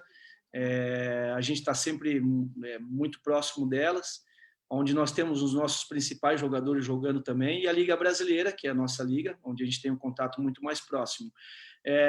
Eu costumo dizer que o perfil do atleta brasileiro selecionável é justamente esse perfil do atleta que muda de roupa muito rapidamente, né? O atleta que se adapta a um novo modelo. Nós temos no Brasil muitos atletas muito bons, que têm um desempenho muito alto dentro dos seus clubes, porém isso é muito favorecido pela formação das suas equipes, pelo seu treinador, pelo trabalho que é desenvolvido do seu treinador. E quando ele vem à seleção brasileira, esse atleta, às vezes, ele tem dificuldade de mudar o modelo. O atleta que vem para a seleção e que permanece na seleção é um atleta que se molda muito rapidamente aos modelos que nós propomos. Então, esse é o atleta. Por isso, nós temos aí um monitoramento de 60 atletas dentro do Brasil e 25 atletas fora do Brasil. Agora, recentemente, nós elaboramos uma lista com 30 atletas, não é uma lista final, obviamente, para o Mundial, pode mudar, ela pode aumentar para 31, 32, enfim, como pode diminuir para 28, mas nós elegemos 30 atletas que nós vamos monitorar agora nesse restante de ano. Infelizmente, essa era a proposta, agora com esse problema a gente tem isso prejudicado, está todo mundo parado, né? Mas o objetivo é de nós monitorarmos ainda mais. Abandonamos essa outra lista de 60, né, para nos concentrar especificamente nos 30 atletas que estão dentro de uma lista pré-mundial, que deve ser ou que pode ser retardada agora de 2020. Então, nós passamos 3 anos monitorando 60 atletas no Brasil e 25 atletas fora do Brasil para tentar ter, obviamente, um padrão, um modelo de atleta selecionável. Obrigado. Pode continuar. Depois já voltamos aqui às perguntas. Ok. Então, aqui eu faço as considerações finais aqui nesse tema, antes de nós observarmos alguns vídeos só, né? Depois eu vou mostrar como é que os vídeos estão dentro de cada catálogo ali, só para vocês também terem uma ideia um pouquinho mais precisa, mais prática, né? A gente precisa ter atenção, então, que nem todas as atividades que a gente oferece têm validade dentro do programa de trabalho, isso é uma colocação que eu faço, né? Eu tentei ter um cuidado para esse nosso encontro, para não atender também só as expectativas em relação ao conteúdo, mas deixar uma informação para treinadores que trabalham com formação. Então, é importante a gente entender que nem sempre os jogos, né, as atividades que a gente propõe, ele vai de encontro àquilo que a gente faz. O que muitas vezes acontece, né, é que nós não aprendemos a ensinar os atletas, né, e fazemos conta que a gente ensina e o atleta faz de conta que aprende. Então, isso a gente tem que sempre ter esse cuidado, sempre procurar, de alguma forma, se fazer essa pergunta, né? Será que a gente aprendeu de forma correta, para ensinar de forma correta? Então, é um outro tópico. Provavelmente a gente consegue observar muitas coisas, mas dificilmente a gente consegue processar e reter. Então, uma observação que eu faço: muitas informações, às vezes não dá tempo de a gente processar tudo, às vezes é melhor a gente filtrar um pouquinho as informações e validar aquilo que a gente aprende, né? Reforçar a retenção dos conhecimentos, evitando as distrações nos treinamentos. A exigência do jogo é a mais importante. Eu costumo respeitar muito o que é o jogo. Então, para mim, o jogo é o maior, é o que tem de maior.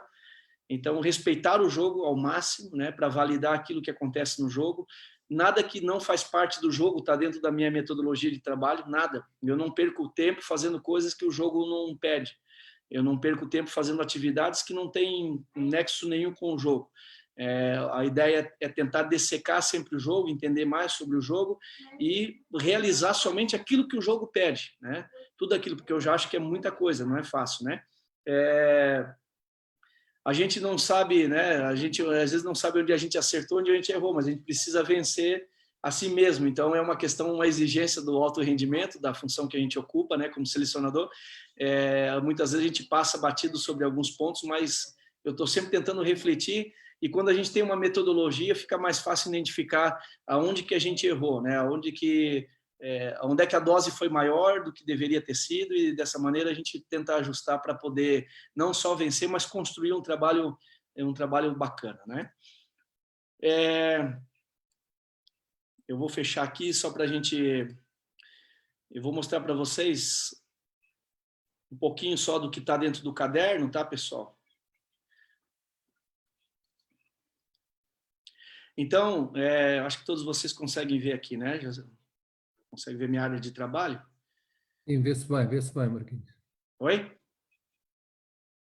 Estava a dizer que vê-se bem, Marquinhos. Vamos lá. Eu tenho aqui, então, os 3 catálogos, né? Eu fiz propositalmente aqui para esse nosso encontro, então eu coloquei ali muito rapidamente, só para a gente ter uma ideia. Então, aqui, modelos válidos. Eu coloquei algumas atividades, né, que a gente tem de modelos válidos, só para vocês saberem que tipo de atividade a gente realiza dentro do caderno, certo? Vamos lá. Deixa eu só mudar aqui a minha...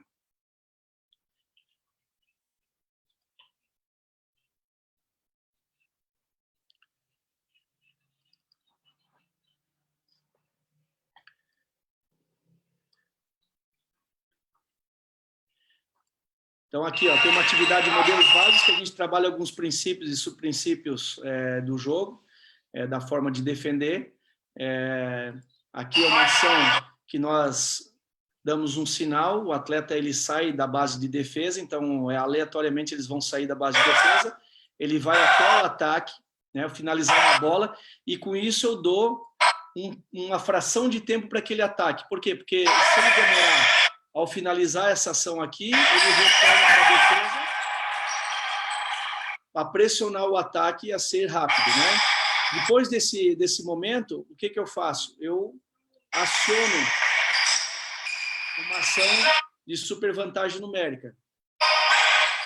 Eu aciono uma ação de supervantagem numérica. Então, aqui dentro dessa atividade, eu estou trabalhando subprincípios e princípios da minha forma de defender e da minha forma de atacar, certo? Então, é só um exemplo para vocês. Aqui, ó, é uma super vantagem. Então, eu tenho um jogo de 6 contra 4, né, onde eu vou trabalhar a fixação da defesa. Eu tento mostrar para o atleta que nós poderíamos estar em 8 atletas aqui, e mesmo nós estando em 8, se nós não conseguirmos ter uma concepção de fragmentação, nós não vamos conseguir atacar os 4 atletas da defesa. Então, tem um princípio aqui que nós chamamos de fixação defensiva, que nós usamos nessa atividade, certo? Então,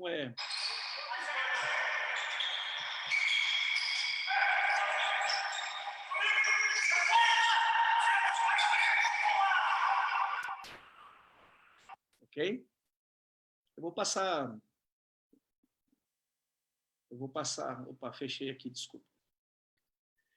Eu vou passar pelas atividades de forma um pouquinho mais rápida, até para a gente poder atender todo mundo. Vou mostrar mais uma de modelos válidos aqui, ó.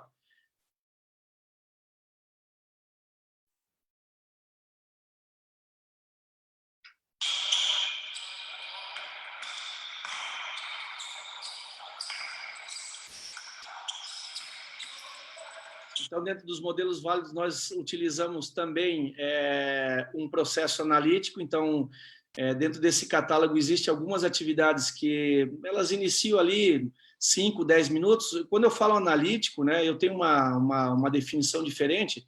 Para mim, analítico, quando não tem contexto, não tem nada do jogo. E aqui vocês estão vendo, por exemplo, uma movimentação que nós utilizamos, que a gente chama de corte de linha de ataque.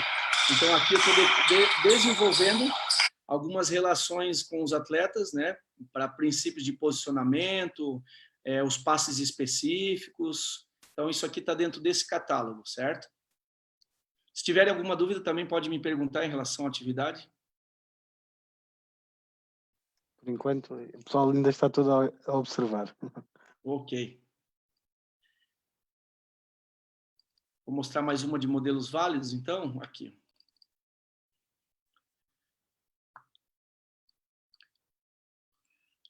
Aqui nós chamamos de ajuda lateral, né? Aqui o que a gente está trabalhando é relações de superioridade numérica em alguns setores. Por exemplo, aqui dentro desse setor, nós separamos a quadra aqui, nós dividimos a quadra com uns discos, né? No meio da quadra. Marquinhos, então, posso só pedir para retirar o som, porque depois não se ouve quando você fala. Perfeito, desculpa, esqueci do som. Aí. Então, eu tenho atletas de apoio nas laterais. Quando os atletas recuperam a posse de bola nesse setor aqui, o que eles fazem, né? Eles contam com a ajuda de defesa e de ataque. Aqui, por exemplo, a ajuda da defesa não chegou a tempo, né, para fazer essa abordagem, né, para contribuir, mas em alguns momentos ele contribui nisso. Então, a gente vai fazendo, ó, saindo de pressão.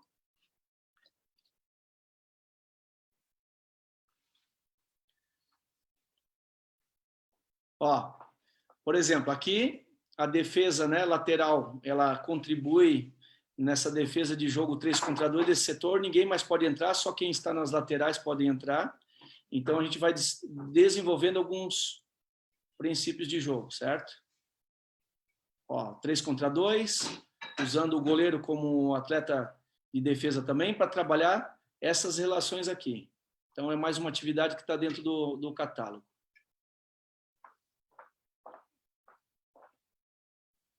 Exercício de controle, né, que é o outro catálogo, o catálogo número 2.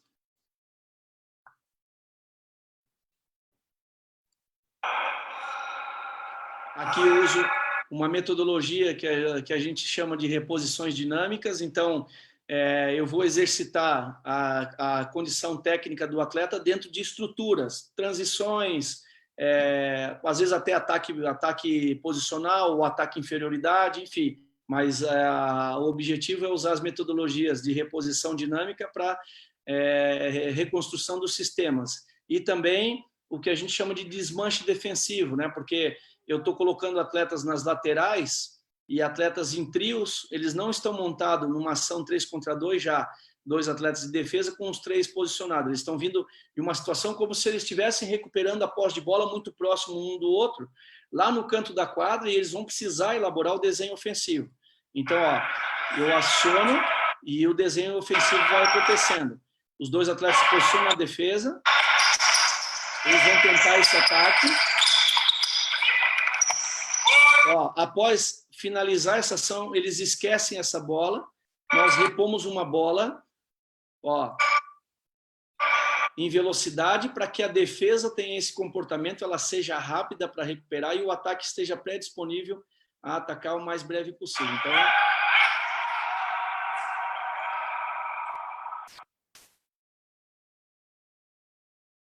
desculpa, eu esqueci de baixar o áudio novamente. Sim, sim. Marquinhos, tenho aqui só uma questão em relação ao exercício anterior, que é do Raul Moreira.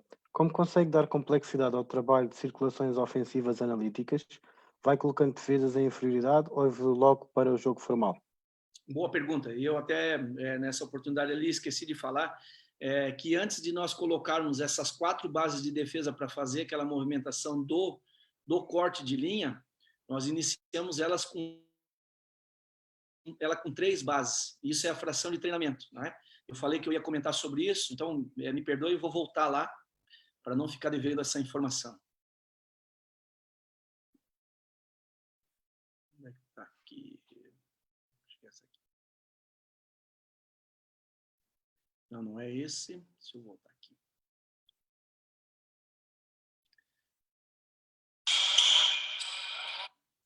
Ó, então aqui, normalmente quando nós começamos, o que a gente chama de fração de treinamento? Esse atleta aqui, essa 4ª base, ela não participa do primeiro processo.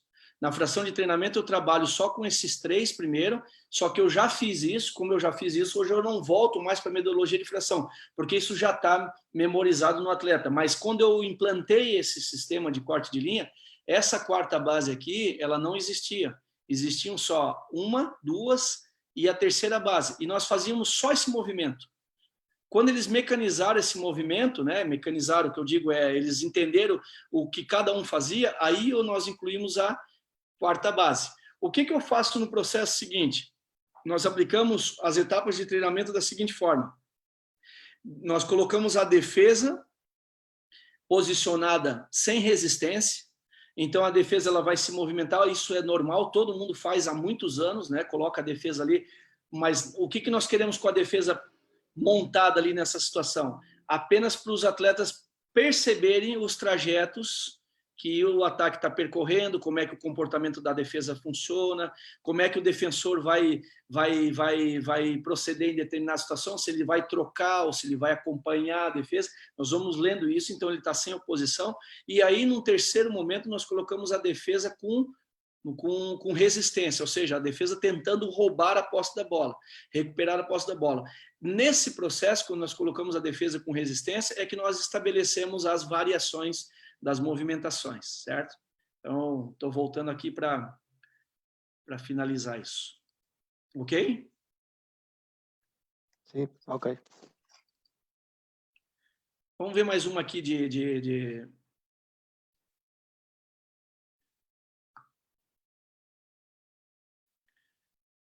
Ó, por exemplo, essa atividade ela não tem nada, nada de, vamos dizer assim,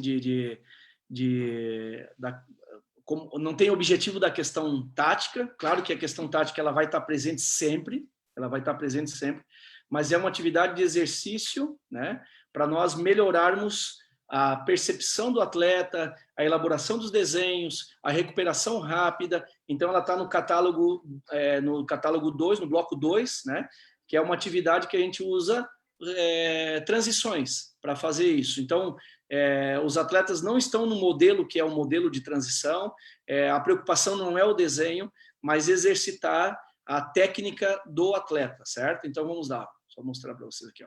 Ó, eles estão em filas, eles saem. Aqui existia já um déficit, né, de defesa, então aqui nós estamos praticamente numa defesa 3, quase 3 contra 1, com o atleta voltando para a defesa. Ó, a partir do momento que ele perde essa posse de bola, vejam que prontamente, quando eles perderam a posse de bola, eles já se desprenderam da posse de bola. Muito rapidamente, eles já estão percebendo que há uma reposição. Ó, houve uma reposição, há uma ajuda no ataque. Vejam que a defesa prontamente está recuperando o espaço. Pode não ser suficiente, mas a gente sempre conta com uma falha do ataque também. Então, a defesa vale a pena sempre. Então, nós estamos exercitando as reposições dinâmicas junto com os atletas. Então, isso está no catálogo 2. E vou mostrar para vocês aqui, do catálogo 3, controle de eficiência.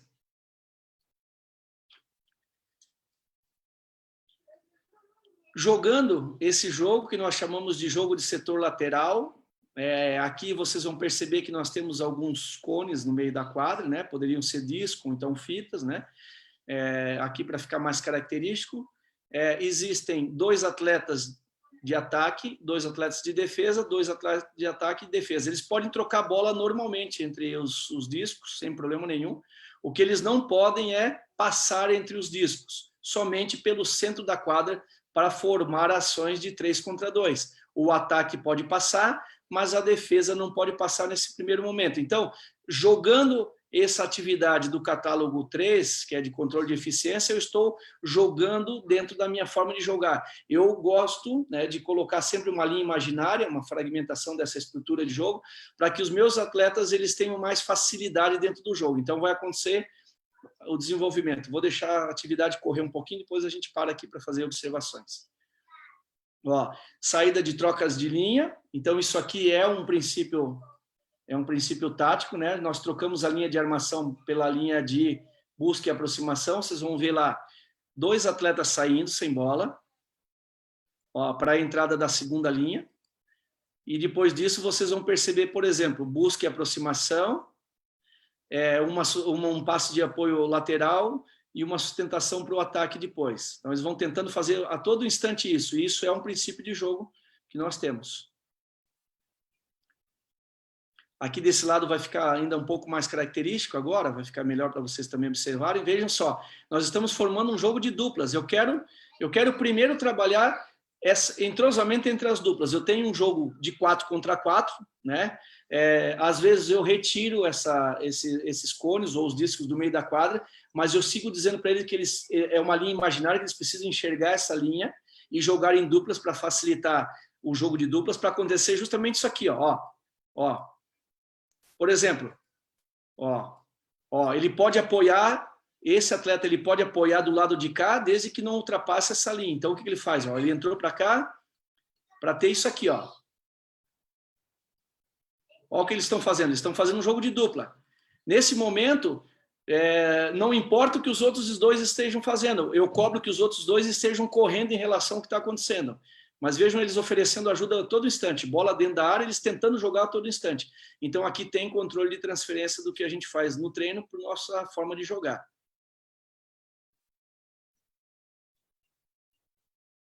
Jogo de dupla. Apoio do goleiro, um busca e aproxima, o outro foge. Um foge, isso. Ação de 2 contra 1 aqui no setor. Eles estão com toque limitado, 2 e o terceiro para finalizar, por isso que ele às vezes tem que finalizar do meio da quadra.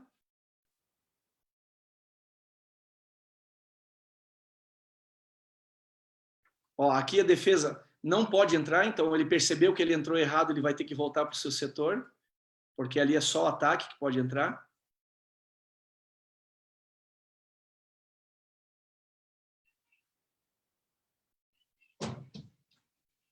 Então, eles vão insistindo jogar nesse jogo de duplas, que é um modelo que a gente aposta bastante, né? Formar as duplas para depois formar os quartetos.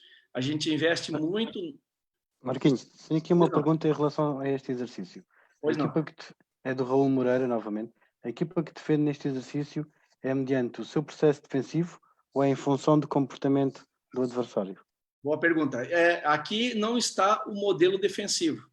Aqui está o comportamento do adversário. É uma defesa totalmente diferente do contexto, né? Porque existe uma regra aqui de separar os dois lados da quadra. A gente aposta muito mais aqui no desenvolvimento da defesa individual, porque eles vão ficar quase sempre em defesa individual. Então, não há um modelo de defesa propriamente nessa atividade, não há um modelo de defesa. Nós temos atividades dentro do catálogo que vão exercitar o modelo da defesa, né? Eu não consegui colocar todos os modelos aqui, até pelo tempo que a gente tem, mas essa atividade aqui ela vai exigir muito mais da defesa individual, né? Da defesa de duplas, né? Da ajuda da dupla, do que propriamente da ajuda coletiva, uma vez que a defesa não pode passar para o outro lado da quadra. Ok? Sim. Tenho aqui mais uma questão. Frederico Cardoso. A circulação não é contraditória à percepção dos gatilhos do jogo? Naquele exercício que efetuou. Se a circulação não é contraditória à percepção dos gatilhos de jogo? Não, porque por isso que a gente divide as atividades em blocos e a gente divide os catálogos justamente por isso, né? É quase que impossível que a gente pense que nós vamos fazer 100% de tudo que a gente faz convergindo sempre para o mesmo sentido. É quase impossível, né? Em algumas atividades você vai repetir o teu modelo de ataque e defesa, obviamente, você vai repetir o modelo de ataque e defesa, e em algumas situações você vai convergir sobre isso. E é justamente essa parte que eu acho legal, porque eu acho que quando a gente desenvolve algumas atividades que são convergentes ao teu modelo de jogo, você também está colocando para o teu atleta, preparando o teu atleta para responder de forma inesperada. As situações que normalmente não estão no protocolo, porque a gente nunca sabe, né, a necessidade do jogo, de que forma o adversário vai se comportar, tanto ofensiva como defensivamente. Então, preparar o atleta para algo que não está, às vezes, condicionado, vai deixar ele muito mais atento na partida, né? Eu não consigo entender que a gente vá fazer, durante um treinamento, tudo dentro do modelo ofensivo, tudo dentro do modelo defensivo. Eu entendo que, às vezes, nós vamos priorizar o modelo ofensivo, vamos priorizar o modelo defensivo, mas também vamos priorizar muito o desenvolvimento individual do atleta. E o que é mais importante, após o desenvolvimento ou durante o desenvolvimento individual do atleta, nós vamos conseguir desenvolver modelos coletivos também, para que eles se comportem a partir do comportamento do seu adversário e do seu companheiro, né? Ok.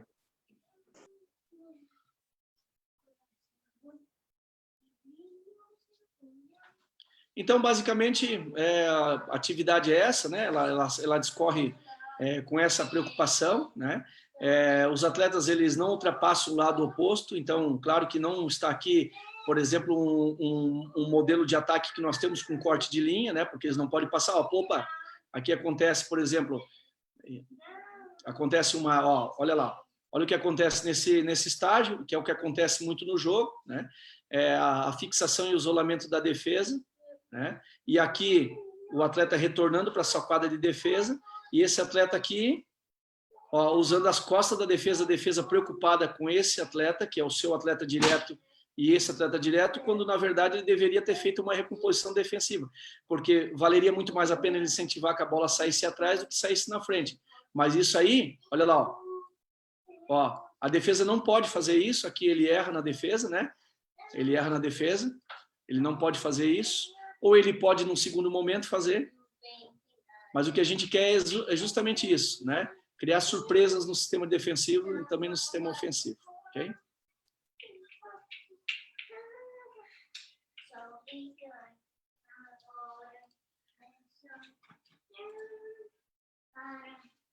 Vou voltar só à página inicial aqui, para que a gente possa também atender vocês e as respostas.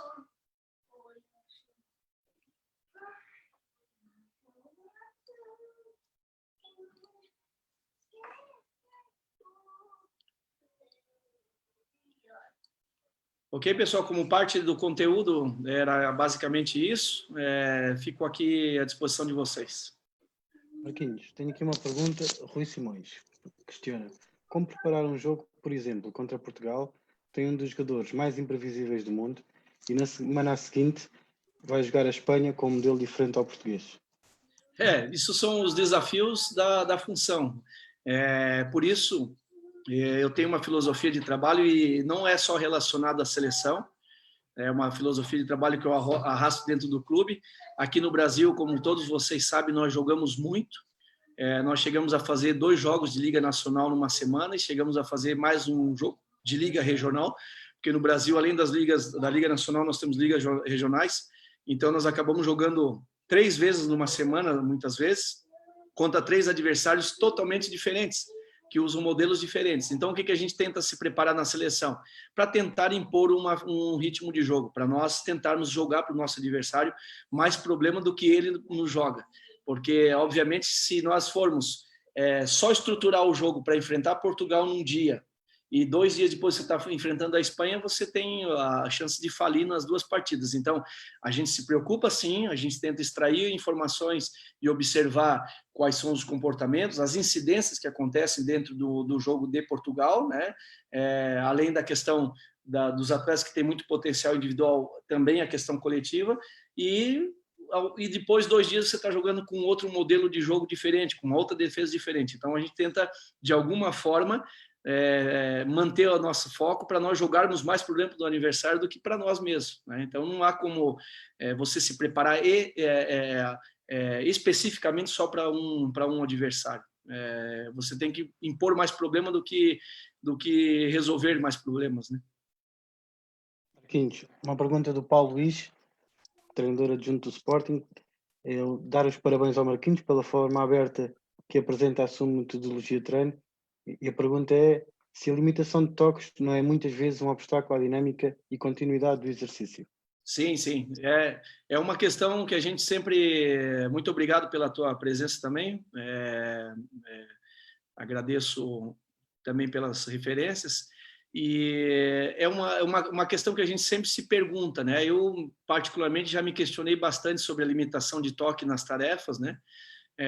E, normalmente, a gente tende a flexibilizar isso.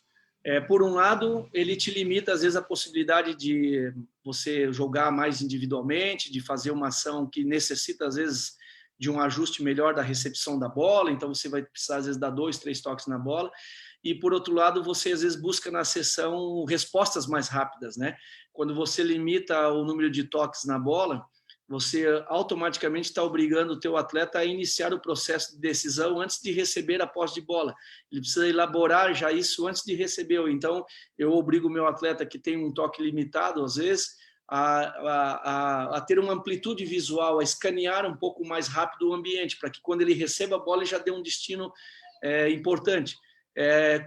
Talvez vai muito de encontro com a pergunta anterior, né? Sobre se às vezes uma atividade não é convergente com o teu modelo de jogo.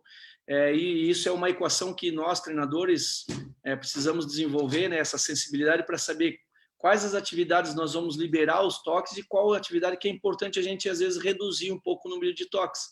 Existem atividades, por exemplo, jogos condicionantes, que se você permitir que você tenha toques livres na bola, você não alcança o objetivo da atividade, né? E também é uma outra situação que a gente precisa sempre observar, qual é a exigência do jogo. Para mim, a exigência do jogo não é ter muitos toques de bola, né? Você vai usar o toque de bola, o toque livre, em ações mais ofensivas, ou às vezes numa quebra de pressão, onde o atleta precisa mudar de direção, precisa sair, precisa, né, tirar o defensor que está ali muito em cima dele, às vezes ele está sem conexão para passar, não tem gente próxima dele para ele poder fazer o passe, então ele vai ter que exagerar no toque de bola. Mas a exigência do jogo de futsal, quase que na sua totalidade, é que você seja muito rápido de recepção, passe, movimentação sem bola, recepção, passe e mais um terceiro toque e coisas desse gênero. Então, a sensibilidade é a gente tentar negociar. Eu não sou partidário de você criar regras, não. Tem que sempre ser toque limitado, tem que ser sempre toque liberado. Eu sempre vou administrando nas minhas sessões essa relação de liberar e limitar, né? Marquinhos, qual é para si a grande diferença entre o jogador europeu e o jogador brasileiro? Assim, as diferenças culturais, né? As diferenças culturais, elas são grandes. Eu acho que os europeus, né, eles dão uma importância um pouco maior ao plano. Os treinadores europeus, a gente vê aí, por exemplo, com muita admiração, eu sou um admirador, confesso, da escola portuguesa, eu gosto do que vocês fazem, eu gosto da forma com que vocês promovem, né, as coisas, vocês dão um pouco mais de importância ao plano, né? O jogador sul-americano, ele tem uma capacidade muito grande de improviso, de criatividade, né, de achar soluções individuais, e ele tem uma dificuldade maior para poder cumprir tarefas táticas, às vezes. Então, o jogador europeu, ele está mais voltado à parte do plano, né? Ele responde melhor à parte do plano, além de ter, claro, qualidades individuais. E eu não estou falando isso porque é 100% dos atletas assim. Também tem outros casos no Brasil de atletas que têm uma dedicação a realizar tarefas táticas, mas a pergunta ela precisa ter uma resposta óbvia. Eu acho que nós nos caracterizamos aqui como profissionais e como atletas também que desenvolvem muito mais a questão individual do que propriamente a questão coletiva. A gente está tentando mudar isso no Brasil para que a gente tenha mais preocupação de ter os nossos conteúdos mais organizados, de que a gente aplique metodologia, de que os processos de treino sejam mais eficientes. Por isso, a gente tem a contribuição de muitos autores portugueses, de qual nós já lemos há muitos anos, fazem parte da nossa formação, inclusive acadêmica, né? Para que a gente recorre muito a isso, para que a gente possa entender todo o processo de aprendizado e também consiga construir no nosso país essa cultura de ter uma organização tática. Isso interfere não diretamente só no futsal, mas no futebol também acontece da mesma forma, embora nós, treinadores, damos uma importância ao plano tático muito grande também, e nós desenvolvemos muitas coisas no plano tático, né? Marquinhos, pode... Agradeço essa tua referência e dizer que é recíproco, nós aprendemos todos uns com os outros, a partilha tem sido algo muito importante. Nós, treinadores portugueses, também temos desenvolvido ações de partilha com todos os nossos outros treinadores e, entre todos, temos tentado melhorar o processo de ensino e de passagem do conhecimento, e estas partilhas transatlânticas são sempre muito boas e é com muito agrado, e agradeço-te imenso tu estares cá connosco, porque tem sido uma mais-valia, tem sido uma sessão excelente. Obrigado a todos vocês também. Marquinhos, e pode-nos falar um pouco da sua escola, do AMAX? Em que é que consiste? Então, é uma escola que desenvolve metodologias para o futsal. Ela foi criada em 2012, né, mas ela ganhou mais força nos últimos 2, 3 anos. Hoje, o meu grande compromisso no Brasil, né, embora seja muito importante a gente percorrer esse caminho para a conquista de um mundial dentro da seleção brasileira, eu tenho usado o cargo de treinador da seleção brasileira para influenciar as pessoas e tentar melhorar o nosso processo de formação.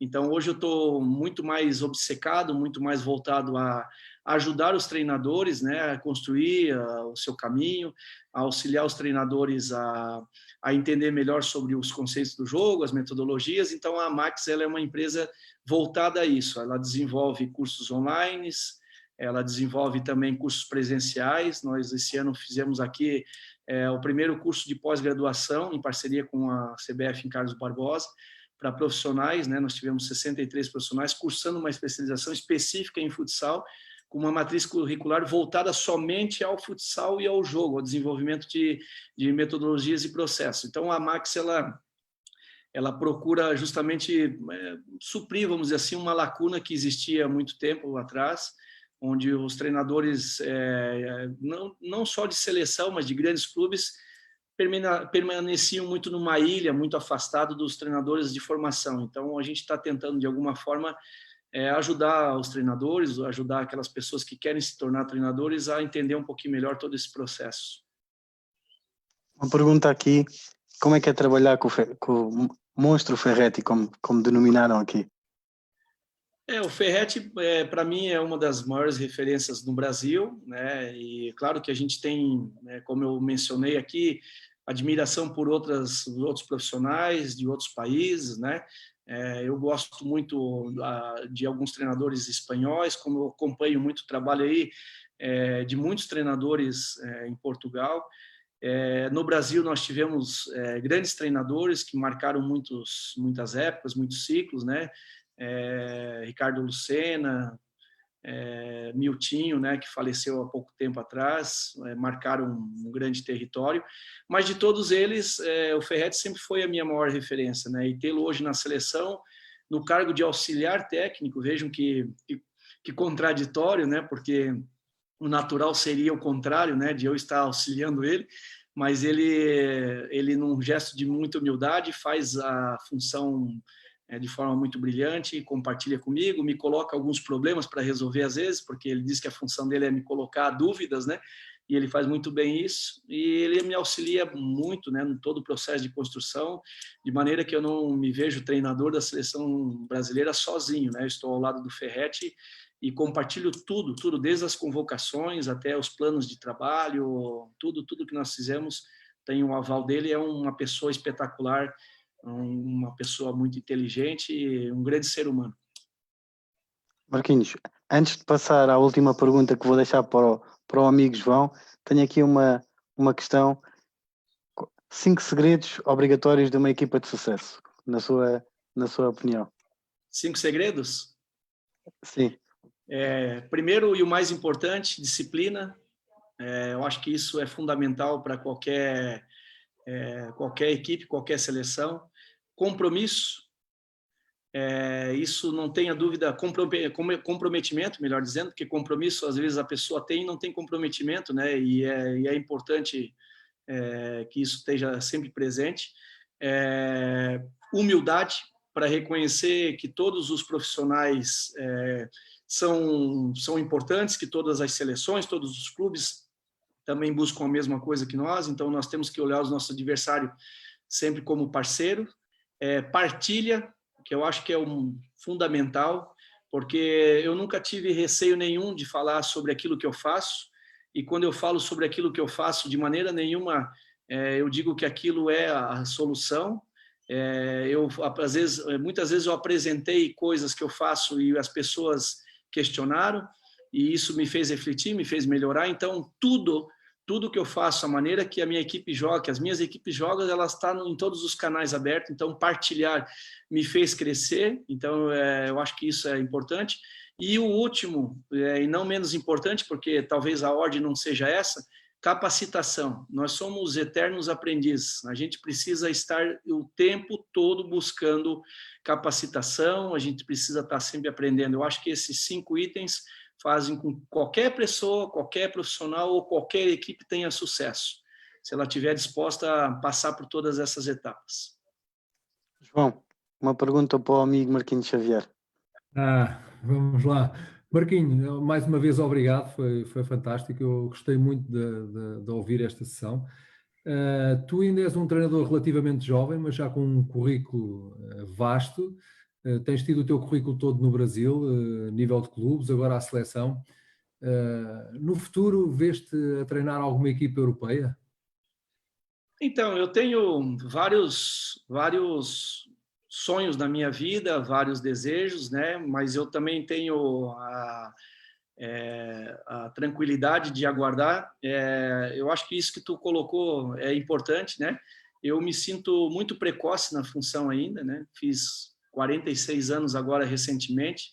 Eu tenho só 15 anos de carreira como técnico, só 15 anos, eu acho que é pouco tempo, mas as coisas aconteceram, não sei se muito rapidamente, mas eu acho que foi uma busca, né? Eu sempre tentei buscar muito isso, e as coisas foram acontecendo, e eu estou aí num processo de mestrado. Eu acho que o Bruno está aqui conosco também. Eu estou num desafio, talvez, para iniciar um processo de doutorado aqui na Universidade Federal. Talvez eu vá para esse doutorado. Eu estou em definição ainda do processo da seleção. A gente está num momento bem difícil aqui no Brasil, de transição, isso tem atrapalhado. Nós temos grandes profissionais, uma grande seleção, estamos trabalhando numa estrutura muito amadora, né? Então isso é uma coisa importante a dizer a todos vocês, que a gente está tentando, e obviamente o desejo, claro, de aprender em outra cultura. Isso eu tenho. Eu tive uma experiência muito rápida no início da minha carreira, em 2006, na Itália. Eu trabalhei na Itália, em Marcianise, em 2006, numa equipe da Série A. Depois eu retornei ao Brasil, e eu espero um dia, claro, ter a oportunidade de estar em outro país e aprender em outros países também a sua cultura e vivenciar outras experiências que vão se somar a essa pouca idade, que talvez daqui a pouco se torne muita idade, porque daqui a pouco também vai passar esse tempo e os jovens estão aí sempre nos atropelando, né? Então vamos esperar que tudo aconteça no seu tempo. Marquinhos, antes de terminar, quero deixar uma questão. E o Mundial? Quais é que são as perspectivas do Brasil e dos adversários? E não sabemos se vai ser jogado ou não ainda, não é?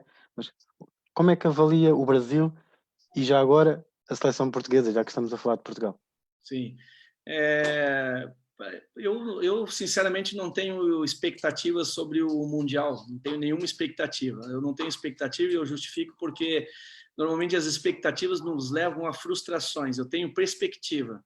Eu tenho uma perspectiva de que nós possamos recuperar o tempo que nós perdemos de preparação e que a gente continue conseguindo desenvolver a seleção brasileira. A seleção brasileira, ela não é melhor do que nenhuma seleção, nem pior do que nenhuma seleção, ela é uma seleção com os mesmos problemas que as outras, mas eu queria deixar uma identidade mais forte dentro da seleção brasileira, que é uma identidade de construção de um trabalho, de um jogo, de uma identidade própria, de organização, tanto no sistema de ataque como defesa, processos, né, de trabalho. Então, essa é a minha perspectiva. Dentro do Mundial, obviamente, nós vamos caminhar para que esse desenvolvimento continue acontecendo. E se tudo correr bem, e se a gente conseguir ter uma boa preparação, por que não sonhar com o título no final de tudo isso? Mas eu costumo falar, o Brasil tem 7 títulos mundiais, porque a gente considera muito os 2 títulos que foram conquistados quando nós estávamos na FIFUSA, porque esses 2 títulos construíram o trajeto do futsal brasileiro. A FIFA não reconhece os 2, reconhece só os outros 5, né, que não é só, é muita coisa. E se eu ganhar o Mundial junto com a seleção, eu vou ser apenas o 7º, o 8º, quer dizer, o 8º treinador a conquistar um título. Eu penso que conquistas de título no Brasil não faltam, nós precisamos nos organizar. É isso que está faltando no Brasil, nós entendermos que só com talento nós não vamos mais vencer os adversários.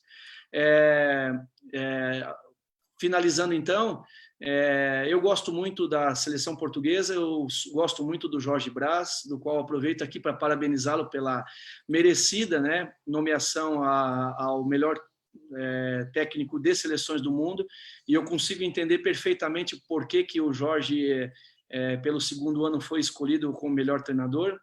É um treinador que pavimentou a capacitação de muitos profissionais em Portugal. Eu acho que um treinador, ele não é só visto pelas conquistas, e eu gostei muito da conquista, da nomeação do Jorge como o melhor treinador, porque às vezes as pessoas ficam esperando a gente ganhar títulos para ser o melhor treinador. Eu acho que a gente não precisa ganhar título para ser o melhor treinador, a gente precisa desenvolver a modalidade.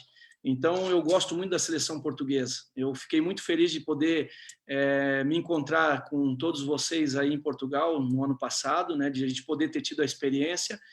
Posso dizer que o jogo foi extremamente difícil, que nos ensinou bastante. O resultado talvez não tenha sido um resultado para Portugal muito bom de digerir, porque foi expressivo. Para mim, de nenhuma forma condiz com a realidade do que foi a partida.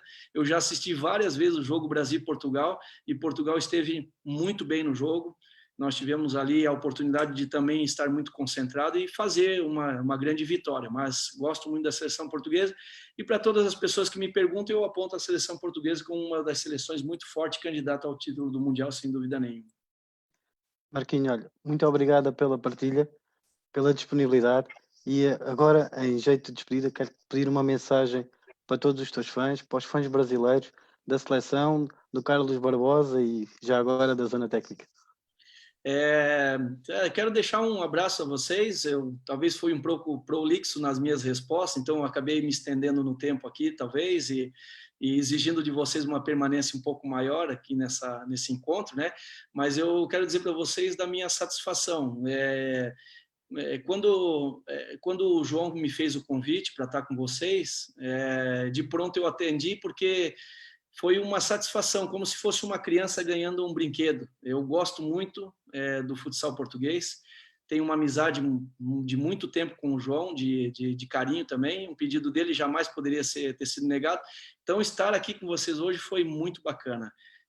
Continuem, a minha mensagem é que vocês continuem proporcionando ao mundo a oportunidade de encontrar as pessoas, de encurtar essas fronteiras, trazendo como vocês estão trazendo através da Zona Técnica, que é um meio de comunicação muito acessado aqui no Brasil. E eu quero retribuir nessa mensagem final o carinho que eu recebo de muitos profissionais em Portugal. Eu tenho muitos seguidores em Portugal, pessoas que me procuram, que seguem o meu trabalho, e eu fico muito feliz porque Se vocês têm aí uma oferta de tantos bons profissionais e de tanta oportunidade de capacitação, vocês seguirem o meu trabalho, eu me sinto muito prestigiado com isso. Então, eu agradeço a todos de coração por estarem sempre muito próximos. Contem comigo sempre que precisar. Marquinhos, muito obrigado. Obrigado também ao João pelo convite que te foi feito. Nós voltamos na segunda-feira com mais Fica em Casa com o Futsal e aguardem as surpresas. Segunda-feira teremos o Estevão, que nos vem trazer um tema diferente, e aproveitem e fiquem em casa e protejam-se. Um grande abraço para o Marquinhos e um abraço também para o Brasil. Feliz Páscoa a todos aí. Obrigado. Também para si. Muito obrigado.